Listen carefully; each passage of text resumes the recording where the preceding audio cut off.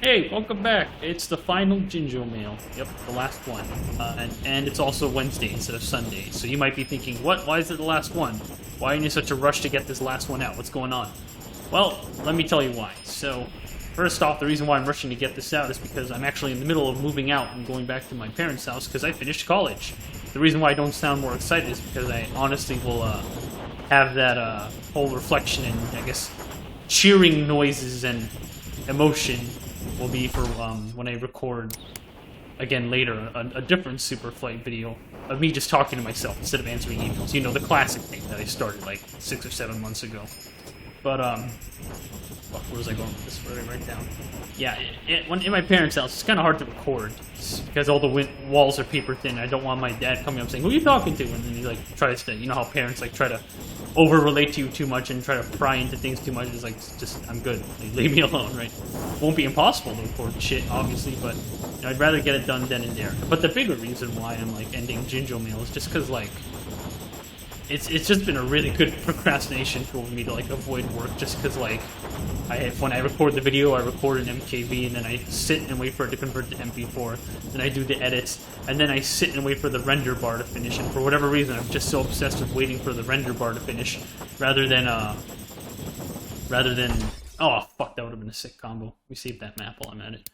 It would have been a fuck. My brain is shitting out. Also, the reason why I'm just kind of like I don't even know if you noticed. Yeah, you probably didn't notice, but my brain is kind of shitting itself right now because I got hit with that second dose of the fucking 5G implant corona. I got the second shot of the vaccine of Moderna, and it fucked me up a bit. Like, I really wanted to deny that it did nothing to me, but it then turned into like this headache, and then this headache just like tired me out really fast, and then I had to go to bed at 9:30, and I woke up at like 4 a.m. this morning. So it's been a weird day. But finally, I'm like really fucking tired too. But that aside, yeah, it's just a really weird habit of mine. Just like whenever I edit these Jinjomail videos, I don't do this with like the normal classic Superflight videos where I just sit there and talk to myself without editing anything, because that's just throw it on YouTube and you're done. But for some reason, whenever I edit the Jinjomail, I'm just so obsessed with like using it to waste as much time as possible and avoid my homework. And now that I'm now that I'm moving out back to my parents' house and out of college and finally out in the real world, I want to use like this opportunity to like actually build some pretty good habits when I finally get back into my house. Because, you know, like, whenever you go to somewhere new or you start something new, you, like, the first week of your habits will kind of set you up for, like, 80% of how you're going to operate for the rest of a specific amount of time. Which goes into the next, yeah, so I'm reading off this piece of paper here, like, all the reasons why I'm closing off Jinjomail. It's kind of hard for me to game one and do that at the same time. But yeah, I'm still doing these ramble videos. The only issue is that the only issue is that I'm just not gonna like have it be a dedicated show with answering emails and all that anymore, right? Because the point of this show and the reason why I can end it now wasn't just to like, you know, be like the weekly slap clone or something, right? It was just so that I wanted to show people that, hey, I'm not this brick wall that you can't ever poke to see if I'm, you know, I don't want to bother him, he's too busy or something. No, I just really want to do this show saying like, hey, I'm out here on the internet and you could poke and say hi to me for whatever reason, and I'm not some unapproachable person.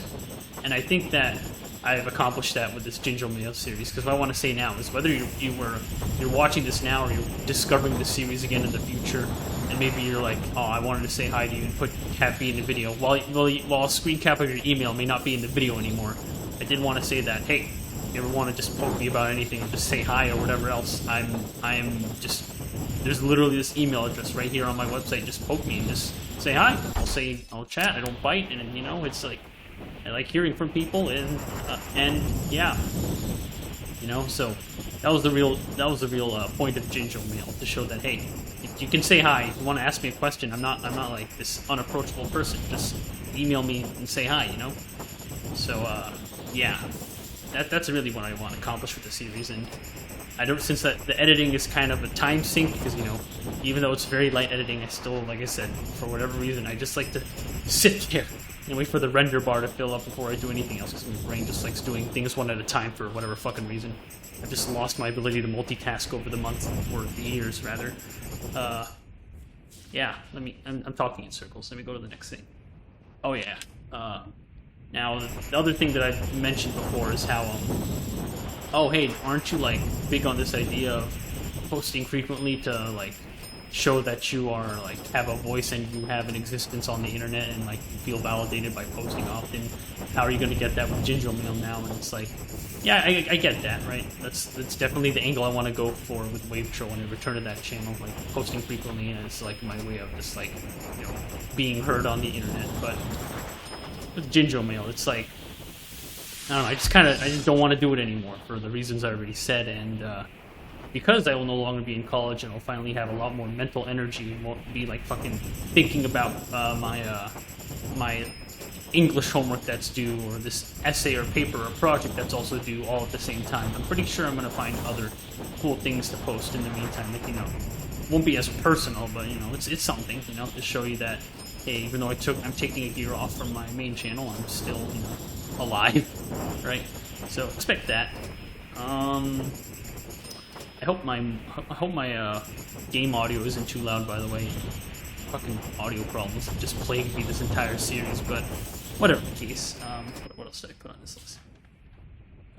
Maybe it'll come back next year. I don't know if it'll come back next year, to be honest, but if it does, that'd be cool, because, like, you know, it's like, well, once I get busy again with the main channel, what will happen to this channel? And, well, that's the question somebody actually asked, so I'll get to that later, but point of Jinjomail was just to show. Point of Jinjomail was just to show is that, hey, I don't know about other YouTubers, but for me, I'm gonna try to be available to just say hi and answer whatever questions you have for as long as I can, until the day where my email, if ever, it gets like too unmanageable and filled with shit every day.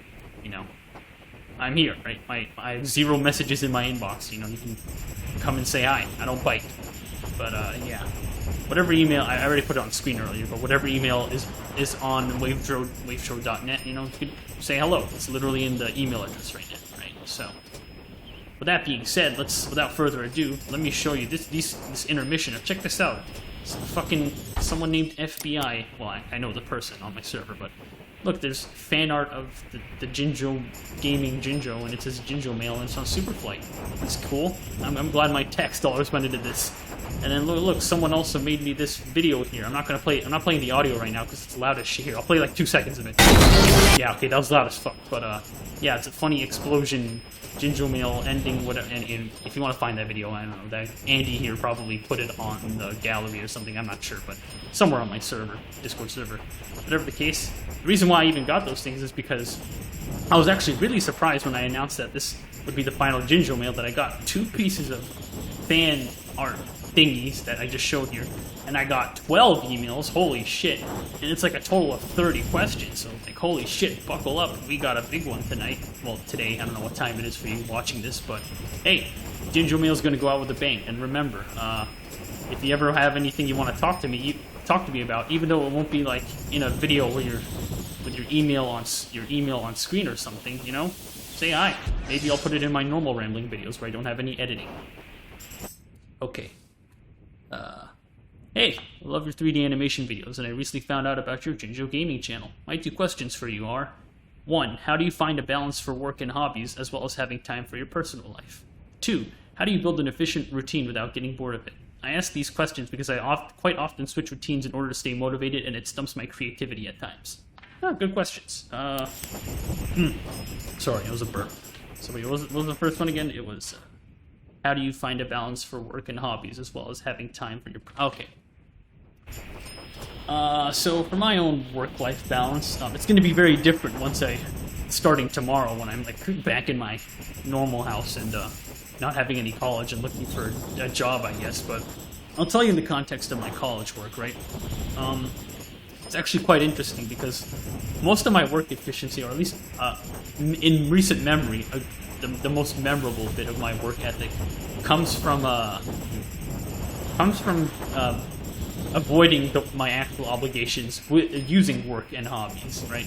You know, even though not everyone procrastinates like chronically, but the people that do, you might notice that you get a lot more work done when you have something else to avoid.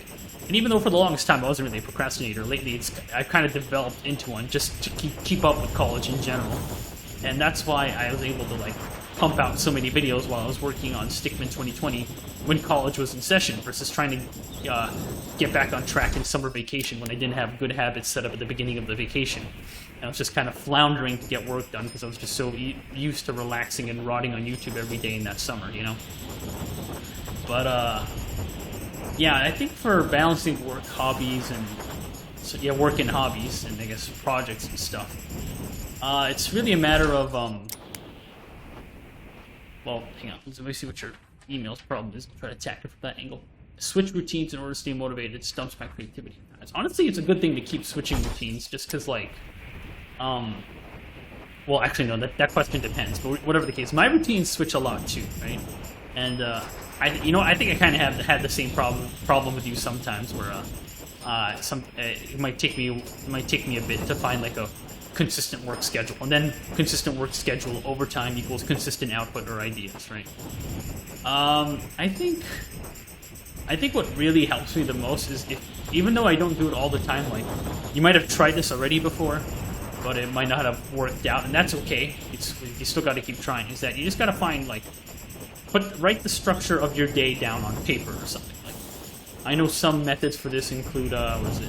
It's using a Kanban board, like Trello, which is basically a to-do list, but instead of like having you have a list of to-do things and you just cross them off one by one. You like take your to-do list items and move them into different columns of a list. Like this is what I'm gonna do. This is what I'm currently working on. This is what I finished, and like this weird sort of like that sort of organization somehow lends to this sort of like organized productivity type of deal. That only works for me for big projects. What else works for me? There's also the Pomodoro technique, where it's like I was about to say, I mean, Pomodoro is basically when you do like 20 minutes of work at a time and then like 10-minute break, and then you like change the interval as much as you want. Like maybe get up to 30 minutes and then 10 minutes of break, 50 minutes and then 10 minutes of break, etc. But I guess the real thing here is that obviously it's going to be annoying trying to find that routine, or like trying to find one that really sticks. Let alone the fact that it changes so often, it might stump your creativity a bunch. I think that's natural, right? Because like when I was trying to think of an answer to the question just now, like I said earlier, it kind of already sounds like my situation, right? And how I eventually, hit my rhythm with a Stickmen 2020. But you saw eventually how I couldn't keep up with weekly episodes, but I still had something, So I'd say just try to plan it out on paper somehow. Whether it's like, but I'm trying to think of another time management technique. There's also the schedule and the unschedule, where the schedule is, it can't be the day of, it has to be the day before, where you just write down the hours of when you're going to do every single thing throughout the day, which might sound stupid or maybe impossible, but if you can do it, it really helps, being like, oh, well, now I got to go have lunch, well, now I got to get off YouTube and do my work, now I got to get off my YouTube and go do my hobby, and now I'm going to switch back to do that, etc. And then the unschedule, this is an interesting one, the unschedule is when you take a schedule, and throughout the day, you do whatever you want, or do however you want to spend your day, but you write down how you spent your time on a schedule. So if you just spent your whole morning gaming, you have to like sit there and write, okay, from 7 a.m. to 1 p.m. I was gaming, and then you sit there and be like, wow, it's a lot of wasted time, and then that can like help you gain a perspective on how to approach time management. And then there's also the the most tried and true method of just, hey, just give it like 15 or even better yet, 30 minutes of your hobby a day, see where it goes, and so that way even on bad days you'll just get something done, because like consistency, it's like just write down some plans, to create some consistent time management to break out of that cycle of constantly changing your routine. Okay, I think I finally talked to myself enough to figure out the solution. But basically, when I did Stickmen 2020, I wrote down on a piece of paper or somewhere saying like, this is going to be weekly, this is going to be every Thursday. You got to do the same thing where it's like, I'm going to do this hobby along with my work, and I'm going to do it for this amount of time, and at this frequency or something. and then it'll be a lot easier for you to try and like find a consistent workflow instead of like starting each new day just winging it and seeing what you come up with, because obviously that's like really inefficient and it stunts your creativity. I hope that helps, but sorry, it's sort of also kind of a non-answer. I also gave you like a bunch of suggestions, but you know, hopefully it was insightful. Because part 2, let's see. Oh wait, actually, this is all lumped into the same question. Ask me, how do I not get bored of the same efficient routine? I guess I'll end it off by saying, sometimes I do anyway. It's just a matter of, it's either a matter of, A, designing a routine that, like, works to your strengths better. Like, for example, what if, like, your brain switches off, like, my brain switches off from, like, 2 p.m. to 8 p.m. every day. I can't do any work in the afternoon or the evenings, but late nights and mornings I can get stuff done. Excuse me. Write down your routine or plan built around those little weaknesses, even if it seems like ridiculous. Like maybe like I can only work 1 hour in the morning and then like 7 at night. It's like, that's fine. Just learn what makes you work your best. Even if it's also like, you know, I work best when I'm using it to procrastinate something else. Then yeah, do that. Plan that out, and that'll hopefully eventually help you find that magical routine one day that just works. And then the other thing is like, I think I told this to someone else before. It was like a previous Jinjomail about like upload schedule. It's just about a matter of like discipline, where it's sort of like, hey, sometimes in order to learn something or if you want to get enough work done while you're at a low point and you're like waiting for inspiration to happen, you just gotta buckle down and do it. You know, it's like discipline. You know, like maybe you're like trudging through the mud at a army academy or something. It's like you don't want to do it, but you gotta. So you gotta buckle up and just fucking do the work. You know. So yeah, I hope all that advice is helpful. Next one. Hey George, writing this at 23:59. That's 11:59 p.m. for, I guess, people who are living in, you know, don't know 24-hour time. So I don't forget about it. So it might not be an organized email, but these are my questions. 1. Have you played any of the Hotline Miami or the Yakuza games? Yakuza? I don't fucking know how to say it. And if so, what are your thoughts about it? And 2, what are your favorite genre of TV shows or movies? And I think that's it. Kind of sad that the series is ending, and I kind of thought I might have stayed a bit longer, but it is what it is. Sincerely, Penis Balls and Maybe Vagina Guy. Thank you, Penis Balls and Maybe Vagina Guy. Yeah, shame this series didn't stick around for much longer, but hey, like I said, my email's always open for you to say hi. That was the point of the series, and yeah, sometimes I will mention an email in like my future, you know, plain Superflight Ramble videos, even though I'm not going to edit it on screen like I just did with your email there. But enough talking. So let's see. Have I played Hotline Miami or Yakuza? I have not played any Yakuza games. They look fun as hell because I've seen the donkey videos, but honestly, like I said, what you're looking at right now is the most gaming I can ever really do, other than like gaming socially, right? And Hotline Miami, yeah, I've played the first one. I played it when I was like when I finished. I remember this vividly because the only one who came to this live stream was James, right? After I finished the Hollow Knight streams on my old YouTube, under my old username, robot underscore, was it? Yeah, Hollow Knight. After I got the first ending, I was like, I'm so fucking sick of this game. Even though everyone, like, for whatever reason, was obsessed with that game at the time and loved watching me suffer through it. And, you know, it was sad that, you know, I went and got the good ending off stream just because I was so fucking sick of the game. I tried another game that actually did terrible on Twitch, right, for my Twitch stream, and that was Hotline Miami, but it was still a lot of fun. I loved that game, even though, like, I think I was playing it wrong, because, like, I had one person tell me, no, you're not supposed to try this, you're not supposed to brute force your way into the same path over and over until you finish the level. You're supposed to improvise, but my brain probably wasn't fast enough, so I would just play the game by just, like, trying to brute force the same path or plan that I had in my head over and over until I finally got it right. I don't think that's how you're supposed to play the game, but that's how I played the game. I was really shit at it. So yeah, I played the first one, and I've beat the first one. It was fun. Other thing is, what is your favorite genre of TV shows or movies? That's a good question, because I barely watch movies, and for that matter, I also barely watch TV shows. Like, when I think of favorite genres of TV show or movies, I can't think of any. I can only really think of my favorite genre of YouTube video and favorite TV shows or movies that I've watched recently that are notable, right, or in recent memory. Because here's the thing, I used to keep like a very organized top 5 list of my favorite movies in my head, but it kept changing so much, and some movies aged worse than others that I just stopped caring about what my favorite movie is, so I don't really have a favorite movie or TV show, or a favorite movie or TV show genre, since I just watch them so infrequently. But I'll tell you what my favorite TV shows are in recent memory. Well, I can tell you, TV show, singular one, and that the most recent one I remember is Mr. Robot, right? That's the one with the bug-eyed computer guy living in New York, and that show was fucking fantastic, especially the ending. That was really good. And then favorite movie in recent time is, it's spelled MFKZ, but it's said like motherfuckers or something. That was a really fun animated movie that my Discord admin showed me. It was really fucking good. And that's all I can think of in recent memory, because I just watch TV shows and movies so infrequently. I don't even remember the last one I saw. Except maybe, I'm trying to think. Maybe, there is one friend in real life where every now and then, oh, excuse me, we get Taco Bell, and then we sit down and like watch an episode of It's Always Sunny in Philadelphia. That's a pretty good show, which leads to my favorite genre of YouTube video, and that's comedy.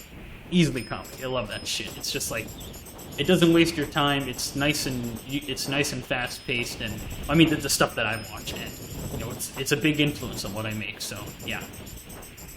Okay, let's go to the next one. Hey Jinjo/wavetro, before I ask my questions, I just want to say that this series where you answer questions has helped me a good deal, and I'm thankful that it exists. Oh, that's so sweet. Thank you. Was there any kind of I was about to parrot the same thing I said at the beginning. Let me just focus on the email. Was there any kind of media that inspired you in any way when making Stickmen 2020? And if so, what was it? That one guy with a fancy text name, on Discord, I guess. In Discord. Yeah. Honestly, the thing that influences Stickmen 2020 the most as a YouTube series is just other YouTube videos in general. The problem is, ever since I started watching YouTube, I don't have like a single genre or viewer that I've watched like loyally this whole time. Like, I know people say like I will always sit down and watch the new Jax films, or I will drop everything for the newest Critical video or something like that. For me, it's kind of like I don't really have any allegiance to what I watch, because like I'll have some favorites at this current time. Like, for example, comedians Ryan Long and what's his name, Trevor Wallace. Those are, I fucking love those guys right now. But the thing is, like, Stickmen 2020 is sort of like this weird amalgamation of, I can't really pinpoint on where I got the inspiration for it until I stumble upon the thing that I got inspired by again later and go, huh, oh wait, yeah, that did inspire Stickmen 2020, yeah.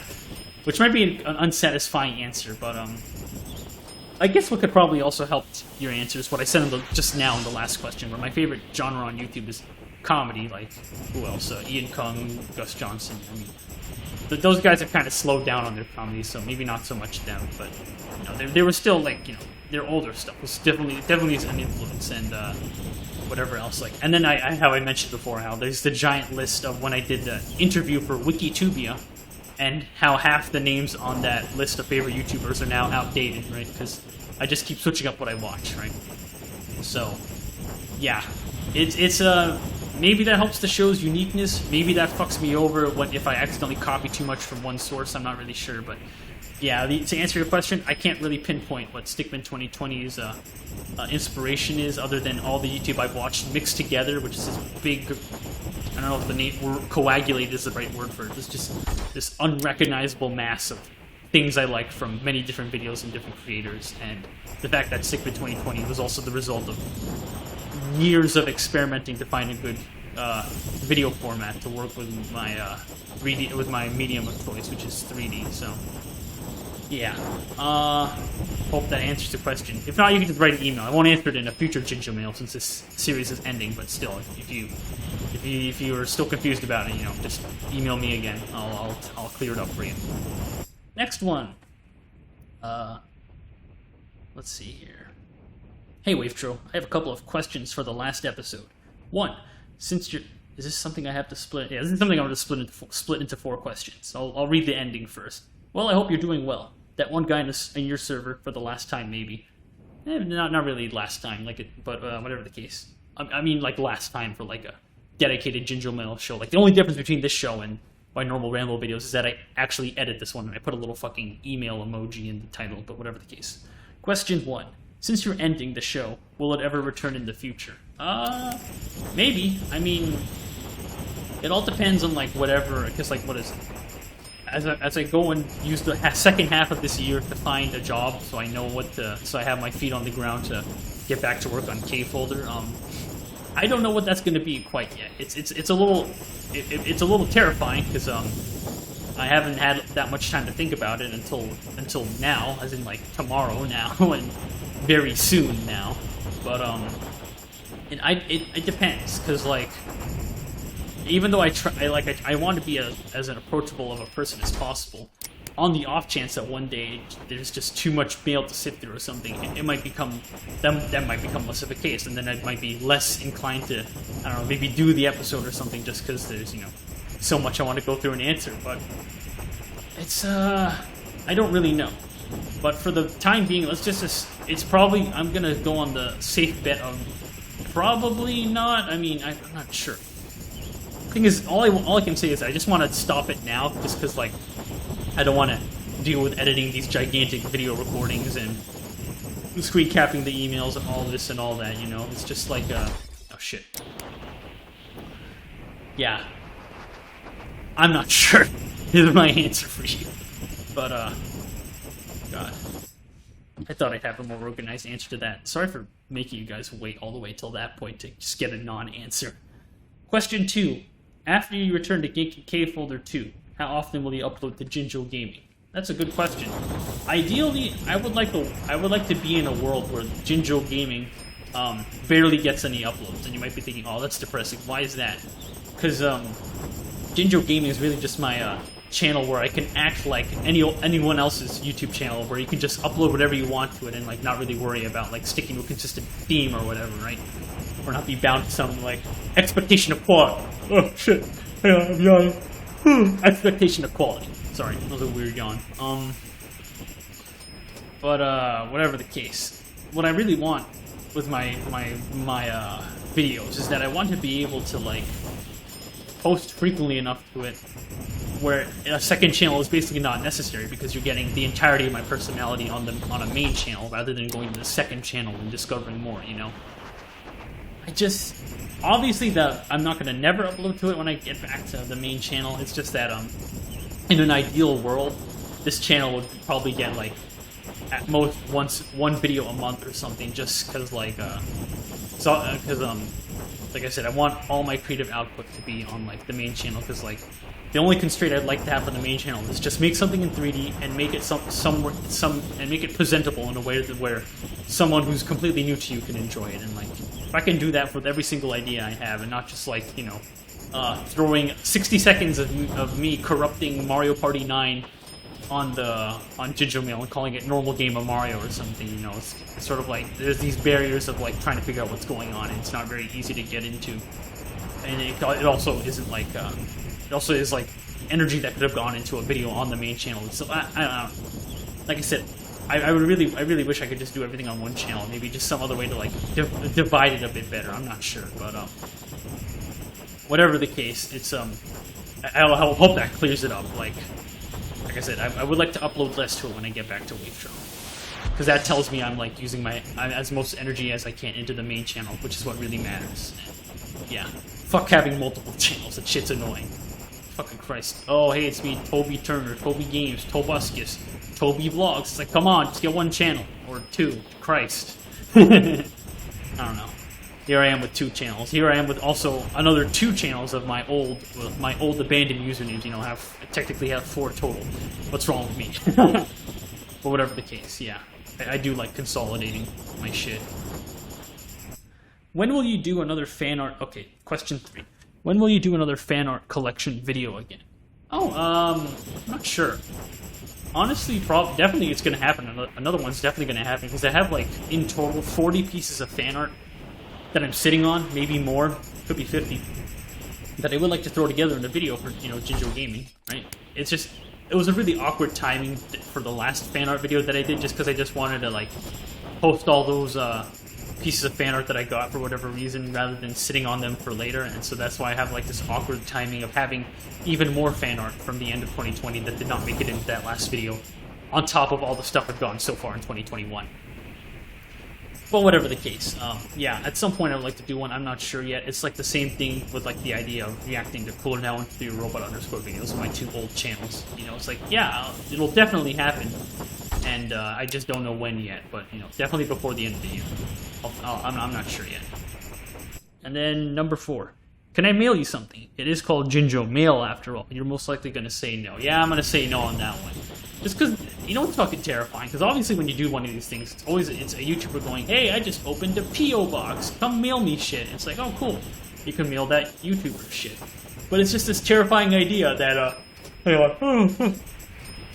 I'm boring myself to death. Got another yawn here. But, what's really terrifying is that, you know, a P.O. box is meant to, like, sort of hide your actual address or home address to mail to, right? But anyone could also just, like, stroll up to your post office, watch you take mail out of the P.O. box, stalk you home, and then they have your address. That's always, like, fucking... I thought that was always fucking scary. Maybe if I had, like, the money, I could, like, set up a crazy forwarding service where it'd be like, oh, mail it to this address out here in, Pennsylvania, and then they'll forward the mail to me or something. That'd be a lot better. Just some other way to eliminate the aspect of me, having to, like, go to the P.O. box and getting the mail myself, leaving me vulnerable for people to realize, aha, now I know what his face looks like, now I know where he lives. You've got you now, bitch, you know, just... And on top of that, you know, it costs money to have a P.O. box, and it's also... I also have the issue of, like, I'm not going to be able to, like... If I have people start mailing me stuff, it's going to be really hard if I want to, like, move or I want to store the stuff.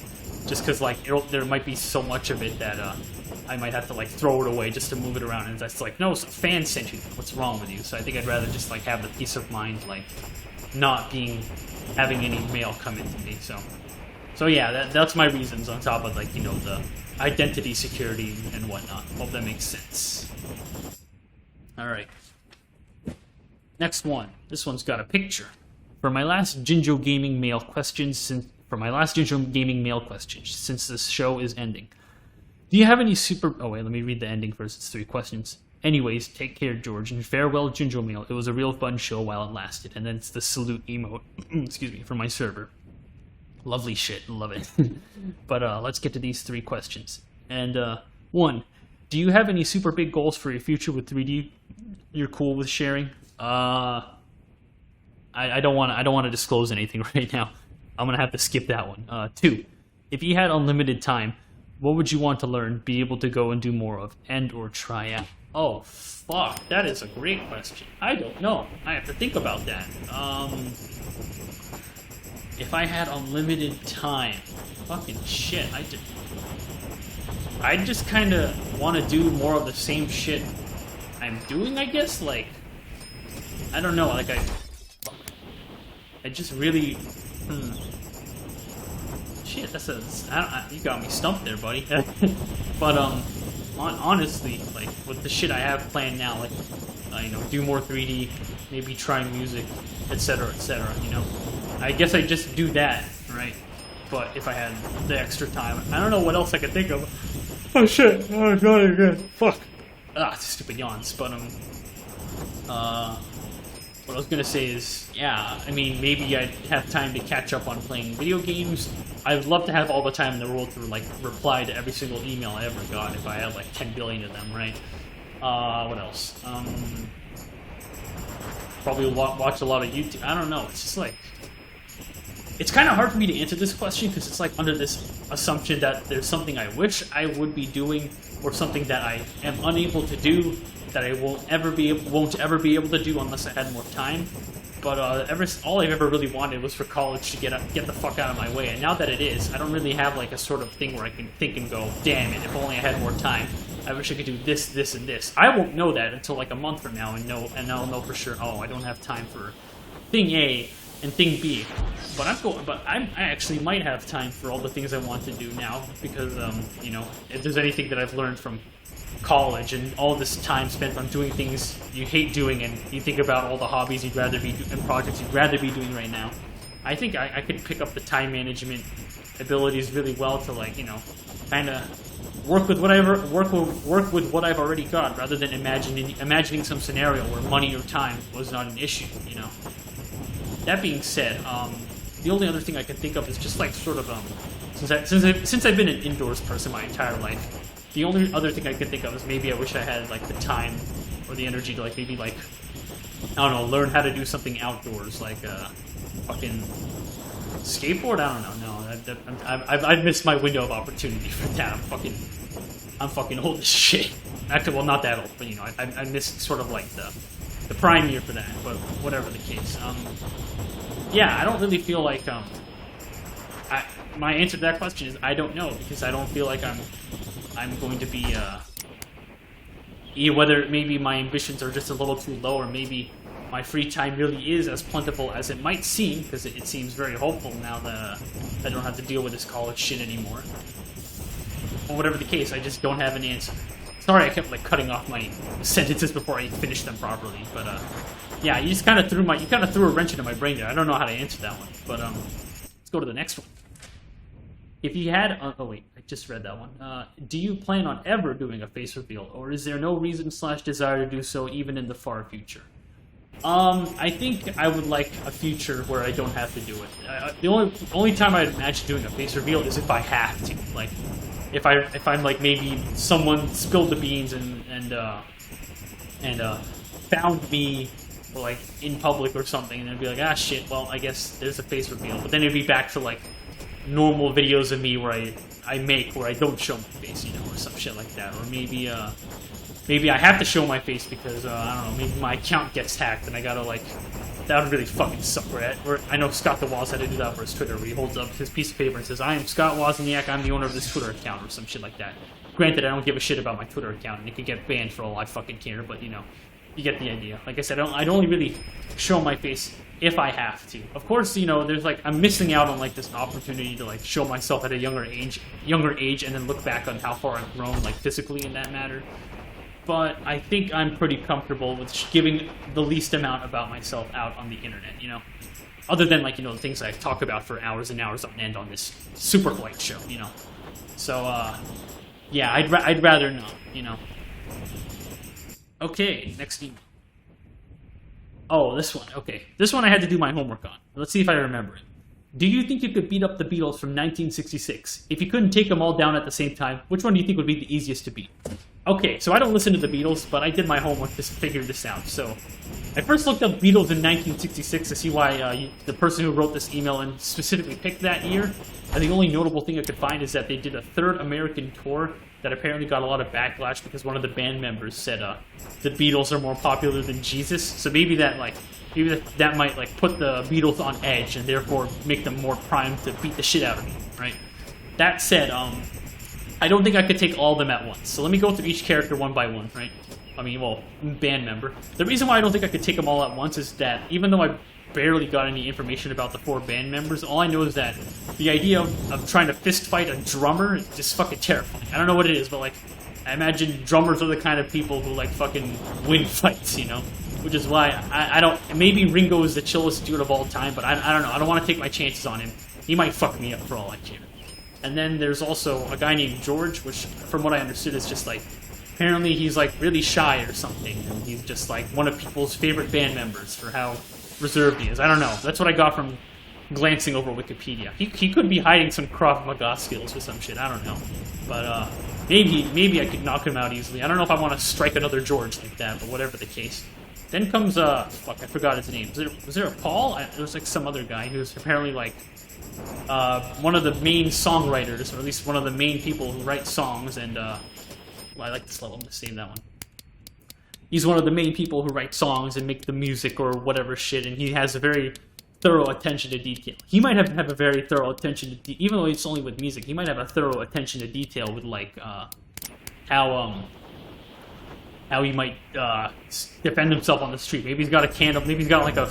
If he was in, like, 2010, he'd probably have, like, a cell phone taser case for all I know. No, probably not. It's fucking Beatles we're talking about. But, I don't know. So both, I think his name is Paul. Both Paul and George. That's a big question mark for me. Which brings me to John Lennon, right? That's the one the name everyone looks up, knows the most, and the guy who got shot for some reason, right? But, I didn't realize why he possibly could have gotten shot until I read a detail about him, like, something about his girlfriend, Yoko Ono, and, he wanted to bring her into the band, but the other band members refused, and that was sort of, like, one of the breaking points for the Beatles to split apart. And at that point I realized, oh, okay, so, maybe John Lennon is the one I could probably beat up the most easily. I don't know. It just sounds like, oh, I might have a shot. I'm not sure. I'm not sure what specifically about that, but I'd probably say no, I could probably not take all of them on at once, but if I could take one guy down, it'd probably be John Lennon. Okay, next question. Hey, so to start this off, I just want to say congrats on almost 30K when I'm writing this. I think it's like 29.6, but yes, thank you. Oh, actually 30K by the time you read this. Well, not quite sure, but whatever the case. I found you a while back through Connor Eats Pants. That's the guy who voiced Samuel in Spanish class. And what you've done with Stickmen 2020 was amazing. Good luck with finding a job, and I'm looking forward to whenever you release something again. Thank you. Now to the questions. Number 1. Favorite game soundtrack, non-indicative of the game itself. Oh, fuck, that's a good question. Oh, shit. Favorite game soundtrack. Fuck. My mind immediately jumps to Disaster Piece, but I'm not sure if I want to give a Disaster Piece answer. It's gotta be... Fuck. I feel like there's so many... God damn it. Like, I want to say... I'm, like, blanking. I could... Okay, you know what? I'm gonna give a Disaster Piece answer. Just because I could probably give a better, I could probably give a better answer if I just, like, had more time to think about it, but, I'm gonna go with... Fuck, now which one of the game soundtracks? I'm gonna go with, I'll go with Fez, right? This might be a really generic answer, but goddamn, the Fez soundtrack. That's F-E-Z, by the way. Fuck, why did I glitch out there? F-E-Z. That soundtrack's fucking fantastic. Like, when I first found it when I was a teenager, I listened to that shit on loop all the time on, like, the Bandcamp page. And you know, after a while, Bandcamp tells you, stop listening to the music and buy it already. I, like, open up an incognito tab just to keep listening to it on loop. That fucking soundtrack is fantastic. And I was also really obsessed with Fez when it came out on Steam, and I played it a bunch and, you know, followed Phil Fish before he disappeared into the internet, disappeared off the internet and whatever.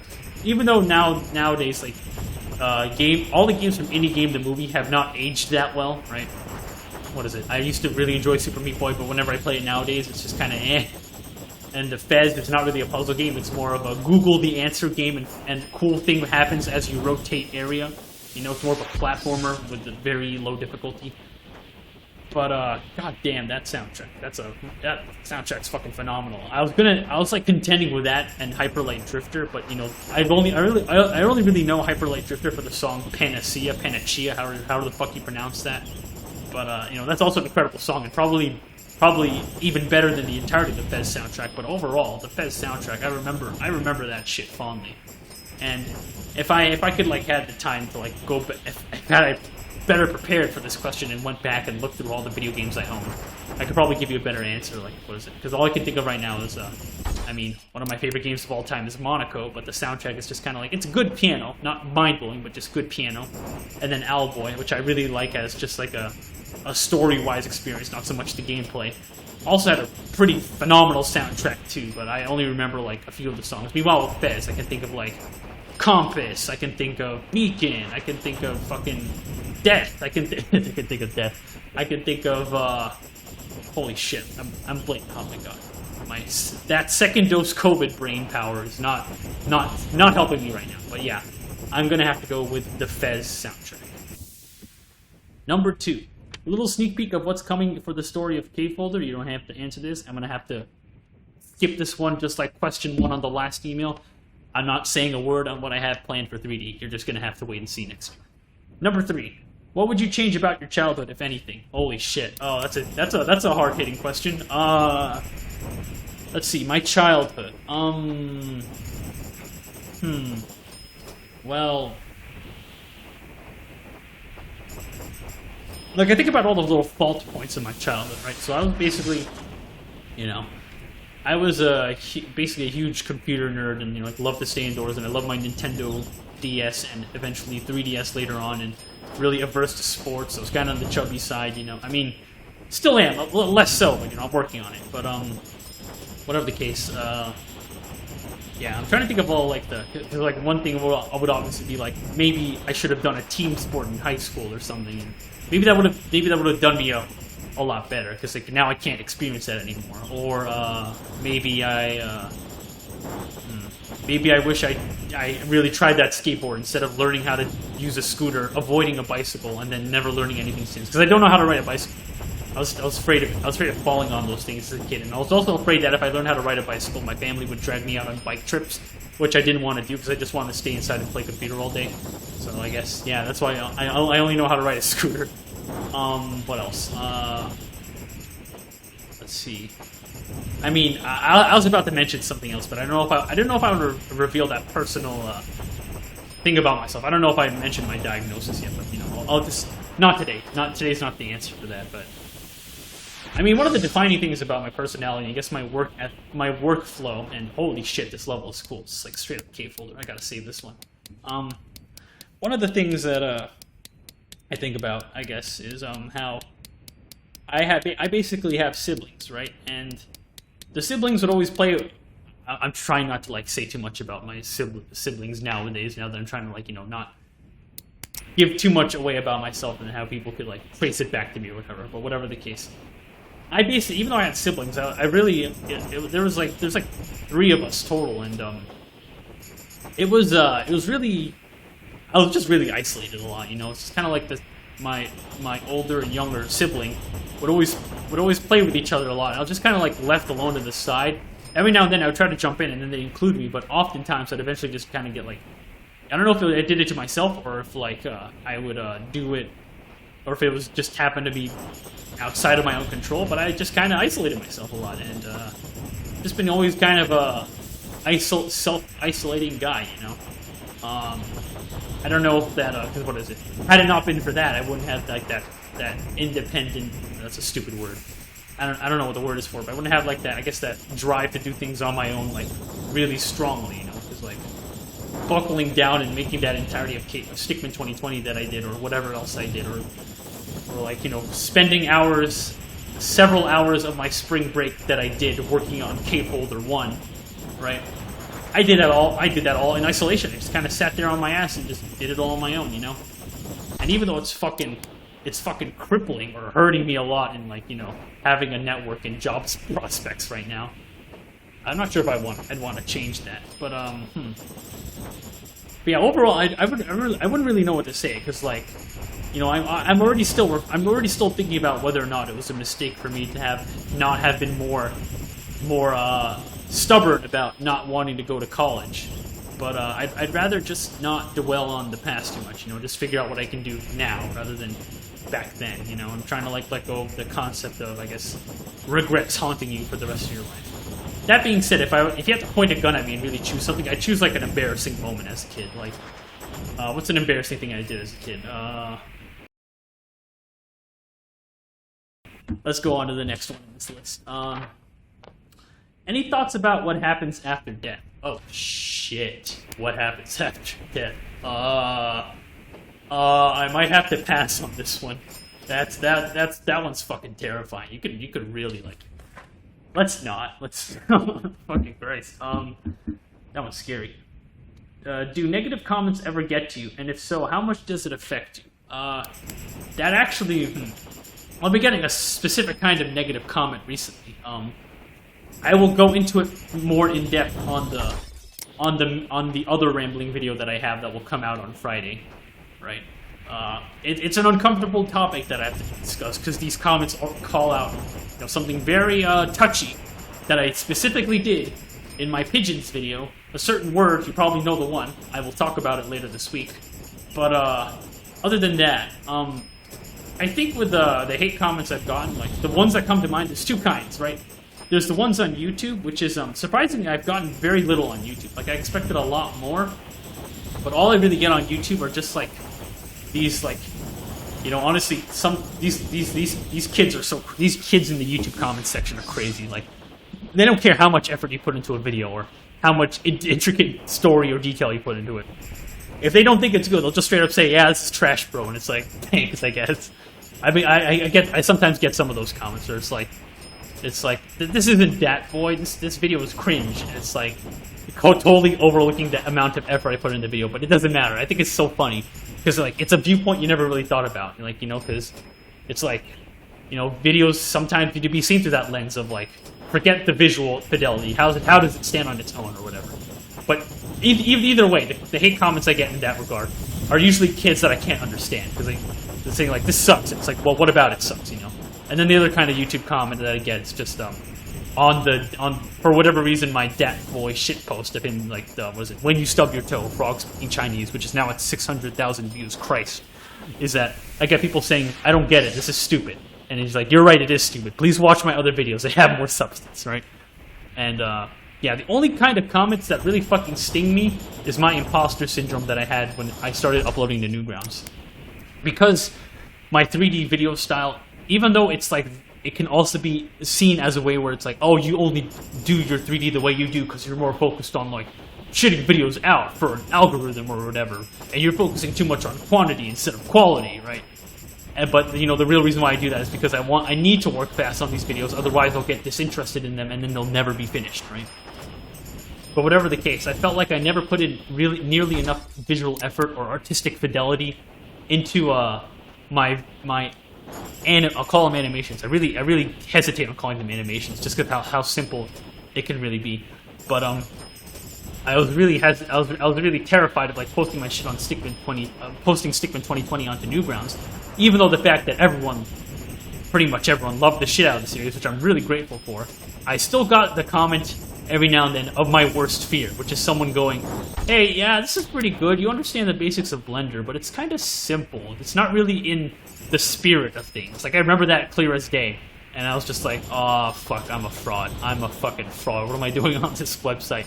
That shit hurt, right? So, and yeah, this is why, for the longest time, maybe even a little bit now, I really hesitate on calling myself a 3D artist or a 3D animator, which is why I go with the the YouTube channel tagline, videos that happen to be 3D, because like it's as if the 3D aspect is something that comes second, even though it's all I really know how to do, or all I'm really like happy with working in, you know. I can't just switch to live action tomorrow and have it work just as well, you know. Especially not 2D. I fucking suck at 2D. Holy shit. But yeah, that's been my experience with hate comments. It could have been a lot worse, because like, what is it? I think I have a pretty thick skin. Because, like, the only hate comments that really bother me are the ones of, like, what is it?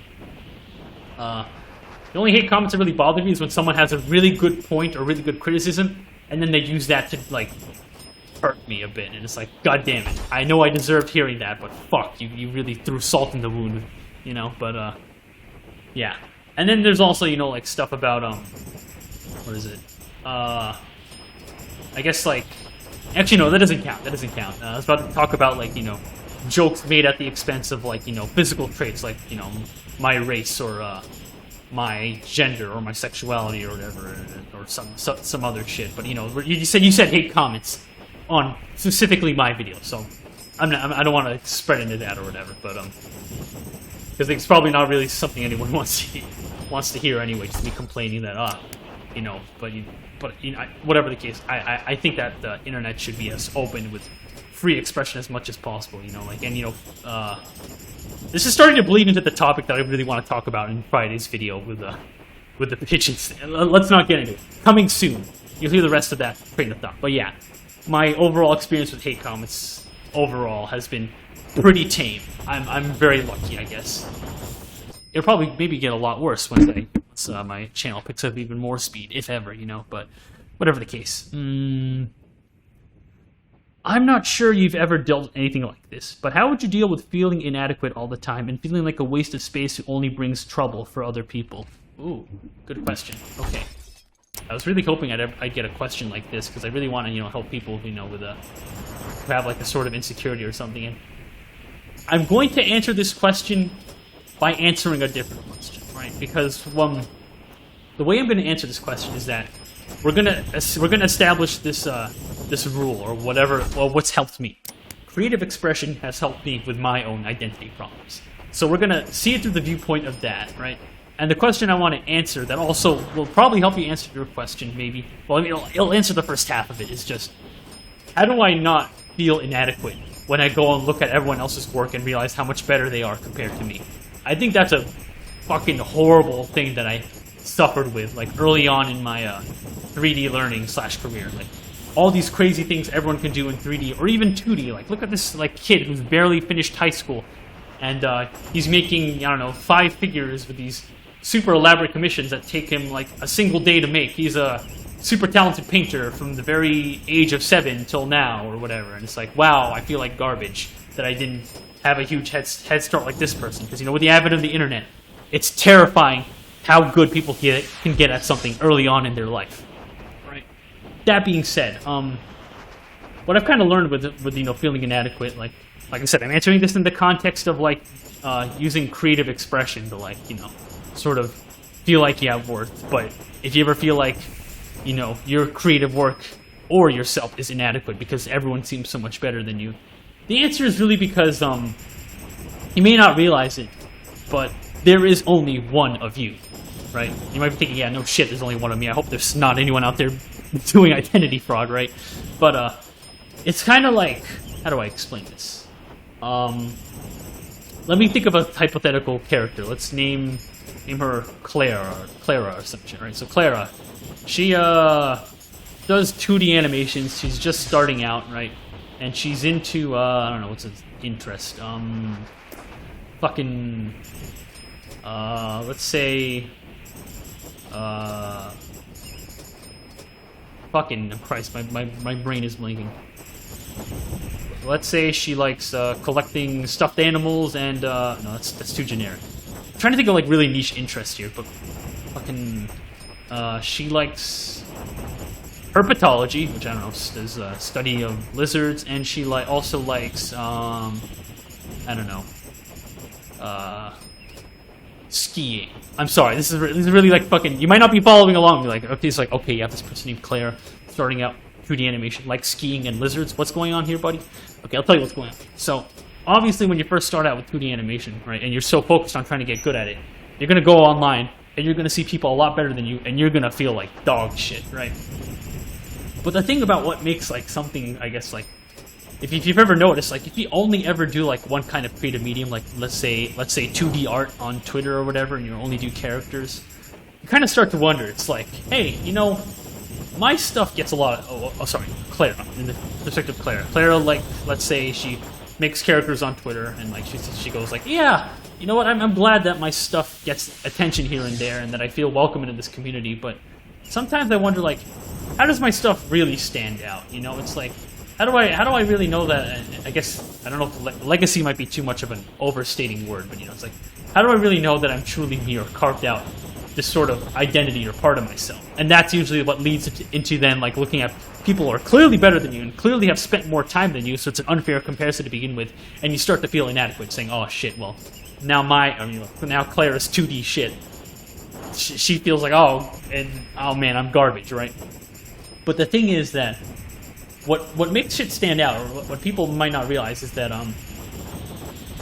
the intersection of your niche interests turns you into somebody that no one else can replicate, right? Because maybe someone does make something better than you, but people aren't stupid. They'll know that, hey, I know this thing, this was made by Clara, and you know, they'll get attached to the person behind it, not just like, you know, the characters or the art style. Because anyone can like copy the art style, or anyone can copy maybe the characters, but you know, there's people value also the person behind that thing, you know, obviously. And there's also where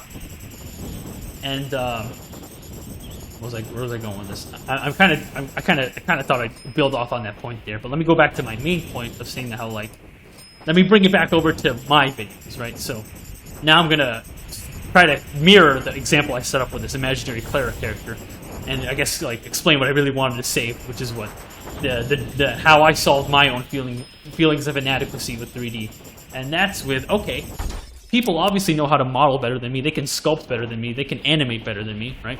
But what's something other people can't do? And it's like, well, what are my interests? I like watching comedy videos on YouTube. I can cross comedy with 3D. Okay. What else? I don't really want to rely on using well-known characters or parody stuff.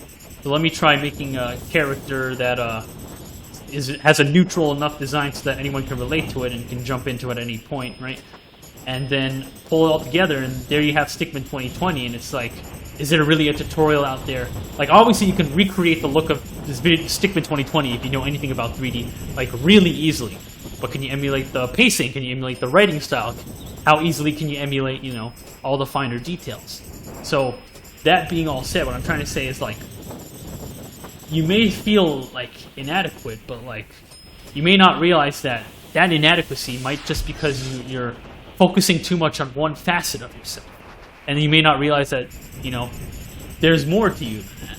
You know, you are pretty much unique in the aspect of, hey, sure, you're better at me than this thing or that thing, but I will always be the best at, you know, being this one thing, that one, you know, being myself of what, and in the case of, like, you know, making something creative, it's like my own interests and different experiences that I've had all meet at this intersection that have this sort of, like, viewpoint that I have that no one else can have, right?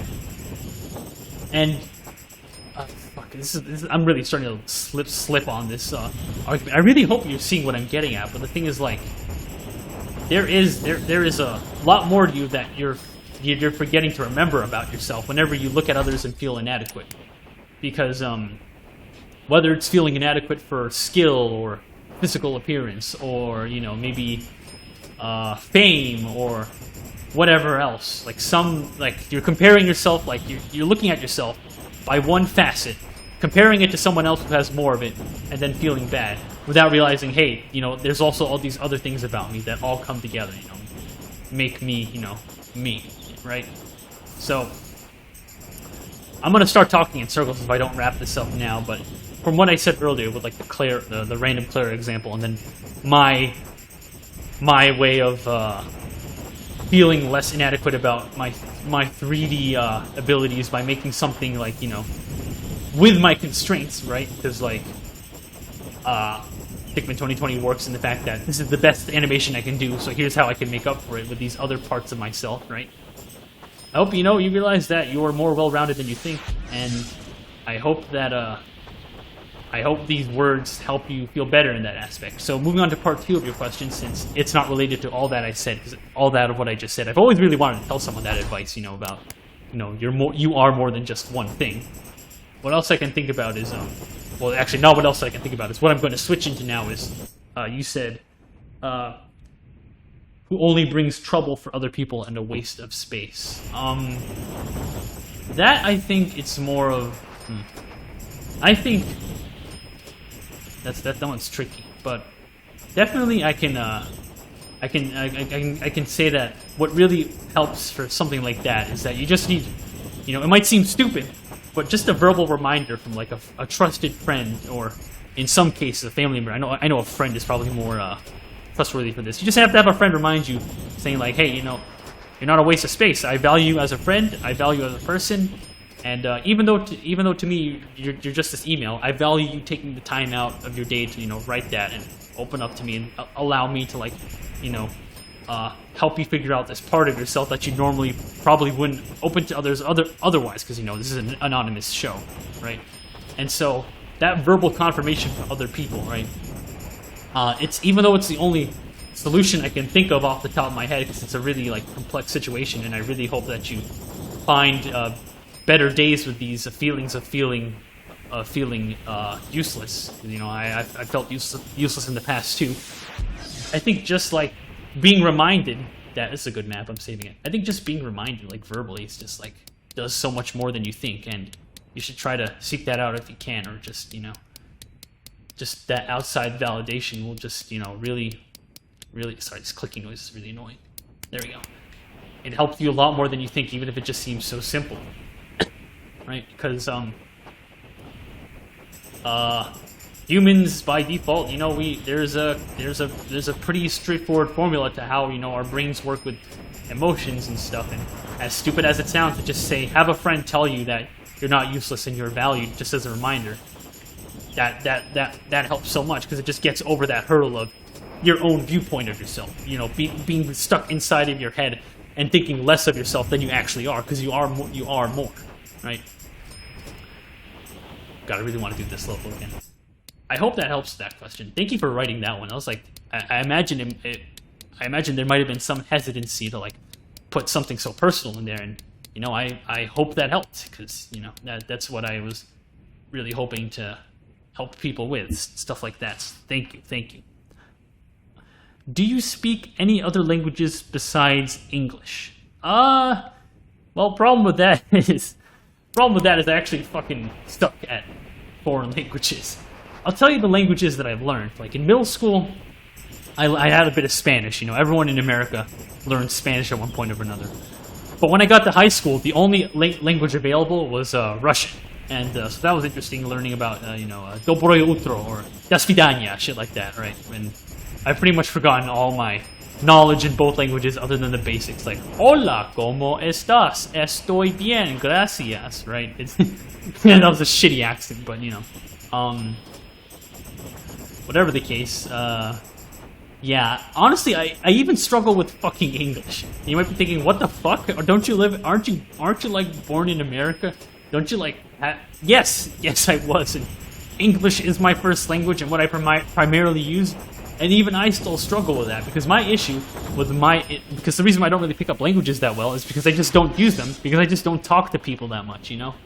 So, that's kind of like, that's kind of why I already like, sometimes fuck up with English a bit much. I remember I used to be like a fucking top tier speller. Like no spelling of a word would ever slip past me. And nowadays, sometimes I typo on a very basic word, and then I have to go back and edit it, and it's like, oh, it's fucking embarrassing. And it's like, shit, what happened to my brain, right?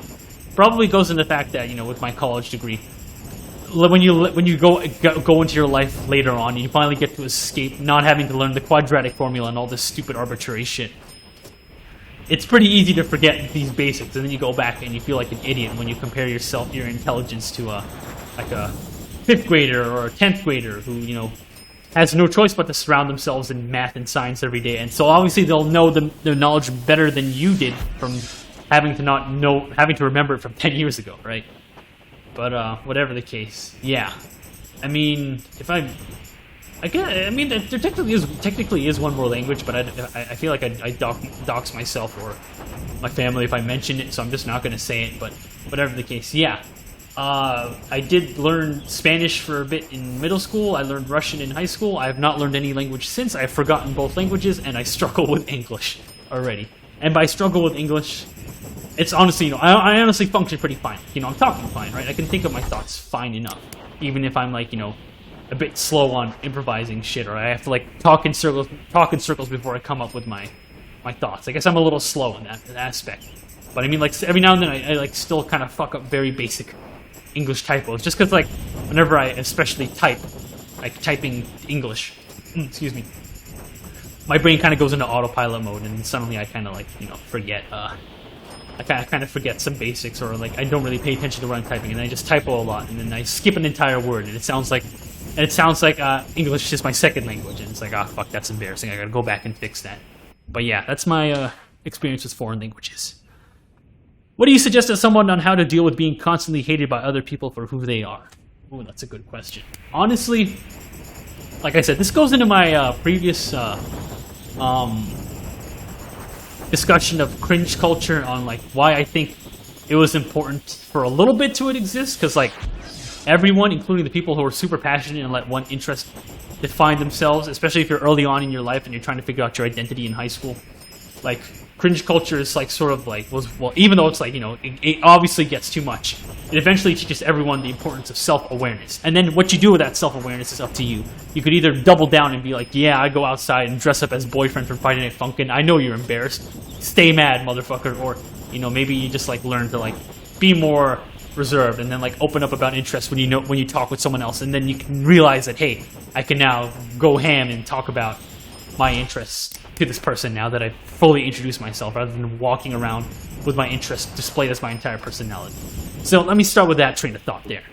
And I think obviously the most important thing is have a support network, because like if anyone's ever tried to tear you down or something, when you have friends to remind you pull you out of your head, and not remind yourself of like, oh, what if that hater was right? What if I am so and so? Oh, I fucking hate myself, right? But then like just having like people outside of your head to remind you will just like just slap that not slap, but it will instantly restore that balance in yourself again, because it's sort of like it's sort of like you need to like have that reminder outside of your head that like, oh, what I thought to myself without telling anyone else, I let get to my head too much, right? But the other important thing is like when it comes to how just someone can be constantly hated by other people who they are. I wish there was like a little more context to the question of like, is it that there's many different people in general who hate on you at least once as you like go around being yourself, or is it like, is it the same people hating on you over and over? Because if it's the same people hating you over and over, you obviously gotta like somehow cut them out of your life, or if they're doing illegal shit, then to fucking find how you can take action or whatever. But like, if it's like someone who's like hating on you for who you are, because like, what is it? I'm very, very hyper aware of like not letting myself be defined by one thing, so I don't like, or like not giving people ammo to like grab my identity and like slam it into a fucking meme, like fucking, I don't know, well, you know what I mean, how it's like the moment the moment you say that you're a furry or a weeb or an Undertale fan or whatever else, it like, you just open the floodgates for someone to like go through their meme folder, pull out the one that makes fun of that thing, and then next thing you know, it's like, ha ha ha ha ha ha. And obviously it's important to laugh at yourself once in a while, but like, if it's getting to the point of too much, then then it's like, shit, you gotta like, honestly, I think, because for my issue, even though I like trained myself to try to like be as ambiguous as possible with my interests or my personality, as a result of that, I've kind of lost a lot of identity of who I am, and I feel like I'm constantly only defined by my work. So what I think you have to keep in mind is when someone makes fun of, well, I mean people in general, hopefully not a specific person, but people in general hate on you for who you are. You have to remember that there's also people who obviously support you for being that, and even though it's not immediately like something expected of those people to like immediately jump out and say, hey, I hope you're having a good day, I saw that you are X and Y and Z and whatever interest or personality or whatever else a thing about you, and it's like it's like, yeah, that's obviously the best, and it's always good to have friends to validate you in that and remind you, so you don't like develop this image by yourself in your own head of how you're a terrible person or something, right? Because you're not. The thing is, with these people who, you have to remember, these people who, like, shit on you or something, 99% of the time, right, they're just shitting on you because they're usually, like, doing it as a form of something that's troubling within themselves that they can't resolve, and so they take it out on you, which, it's fucking unfair, but from what I understand, that's what most of it usually is. Like, for example, like the slight amount of time, well, not slight, I guess, during my late teens when I did participate in cringe culture, when I was like, haha, stupid Undertale fans and all that shit. I mean, that was just kind of like my own, the reason why I was like, doing that is, looking back, my own insecurity is I could never be a fan of this thing. I would hate being bullied like this all the time. But because of that, I have less of an identity of who I am, right? So even though it might sound stupid, you have to remember that the haters are mad, right? You have to remember that you have to put yourself into the perspective of the person who wrote the hate comment, because like, even if they might try to appear like based or red-pilled, and like they have the Chad profile picture and trying to be like, yeah, I just start shit because I can, sunglasses. You have to think about like, I wonder what's going on in their lives that is making them so like miserable to like want to do this in their free time. Because like, granted, I can't, like, the only exception I can think of is like someone's just a fucking sociopath and be like, I have nothing to gain or lose, I just want to drag people down for fun or whatever. Then it's like, oh, Jesus Christ. But for most of the time, it's like people do this because, or the people that hate you, is because there's something that they feel is lacking in their lives, So, I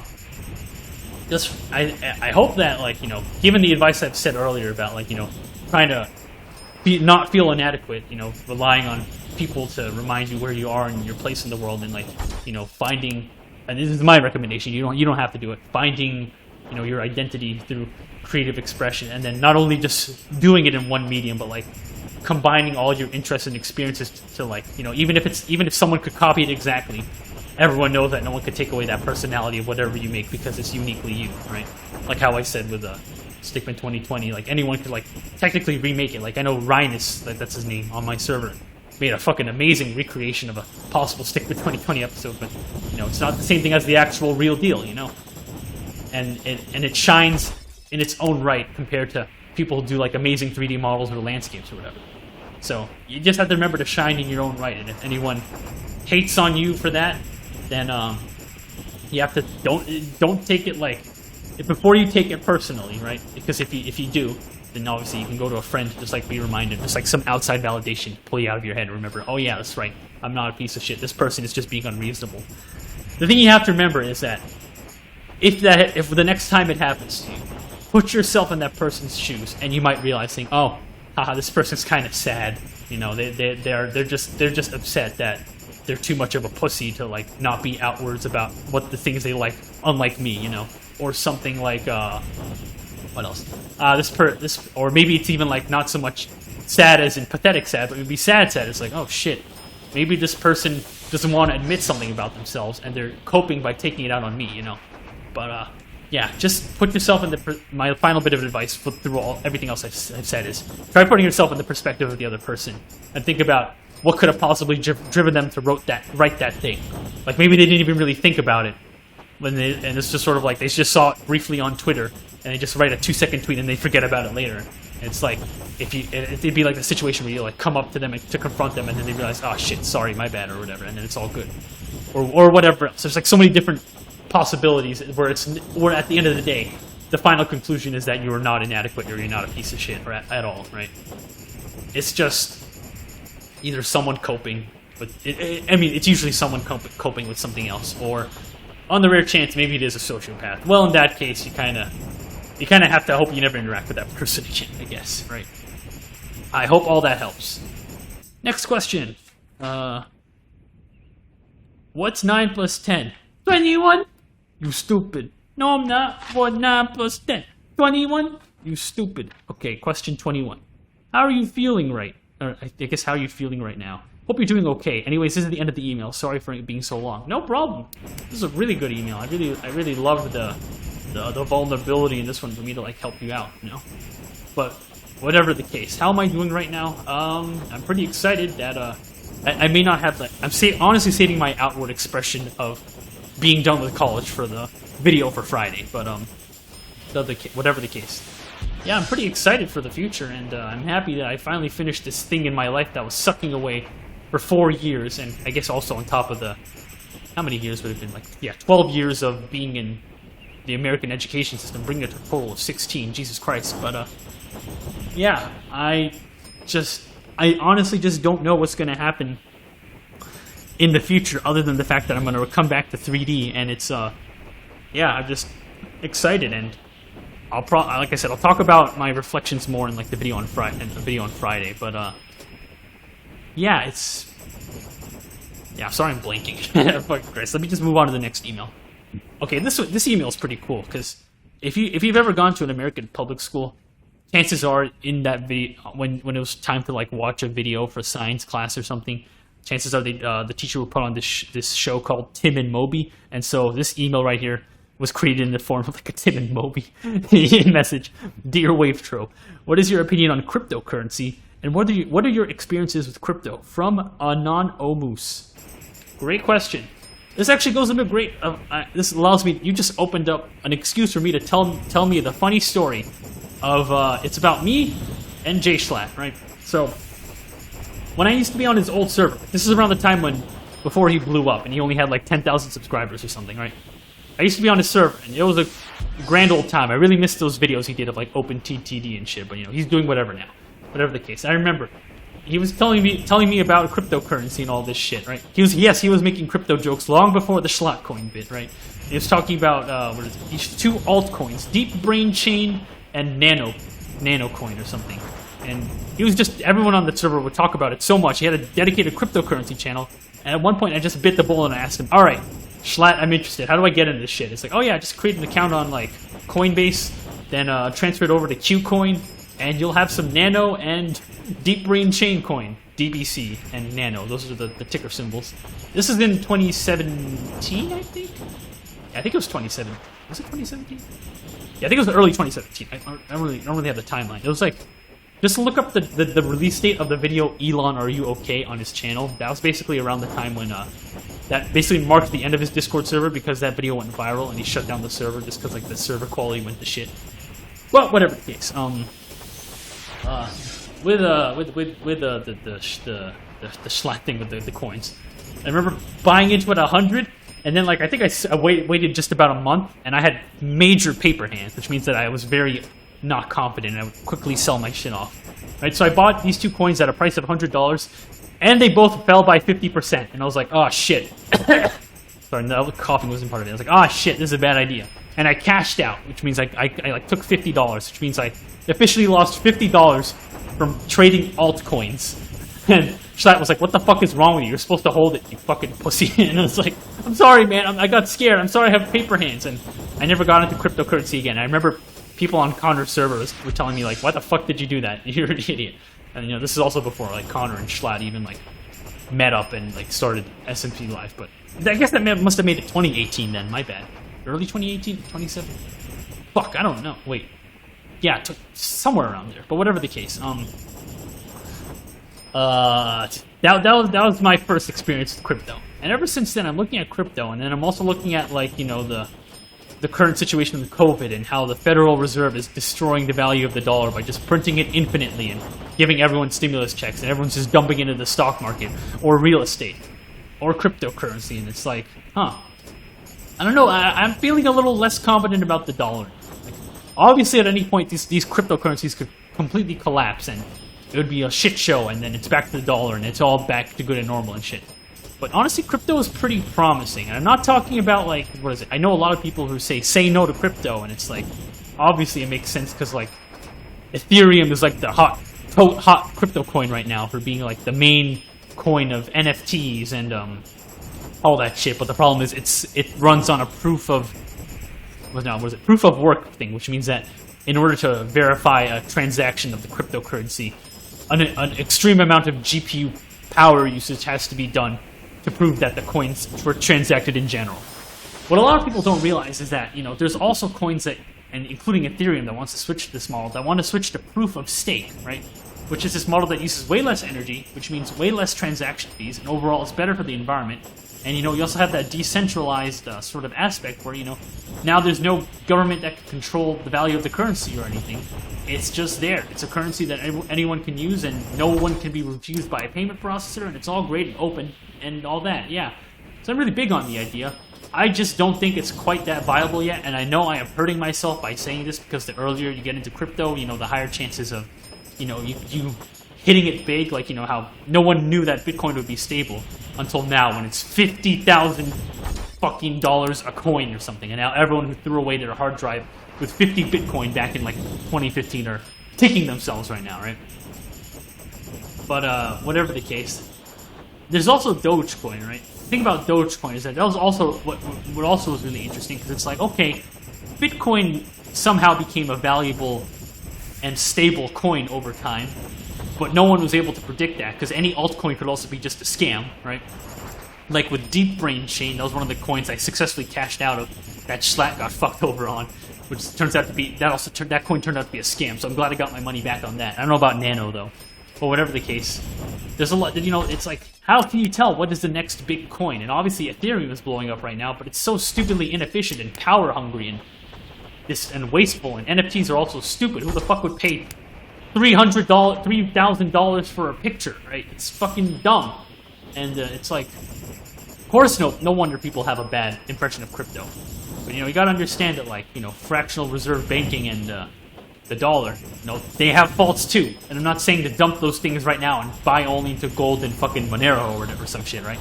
But it's like, how can you really tell what's a good coin? And what I think is really promising, even though it's really stupid, is Dogecoin, right? Because you're looking at that one, it's like, it's just a bunch of fucking Redditors buying a joke coin together, and they're just egging each other on to just buy and hold.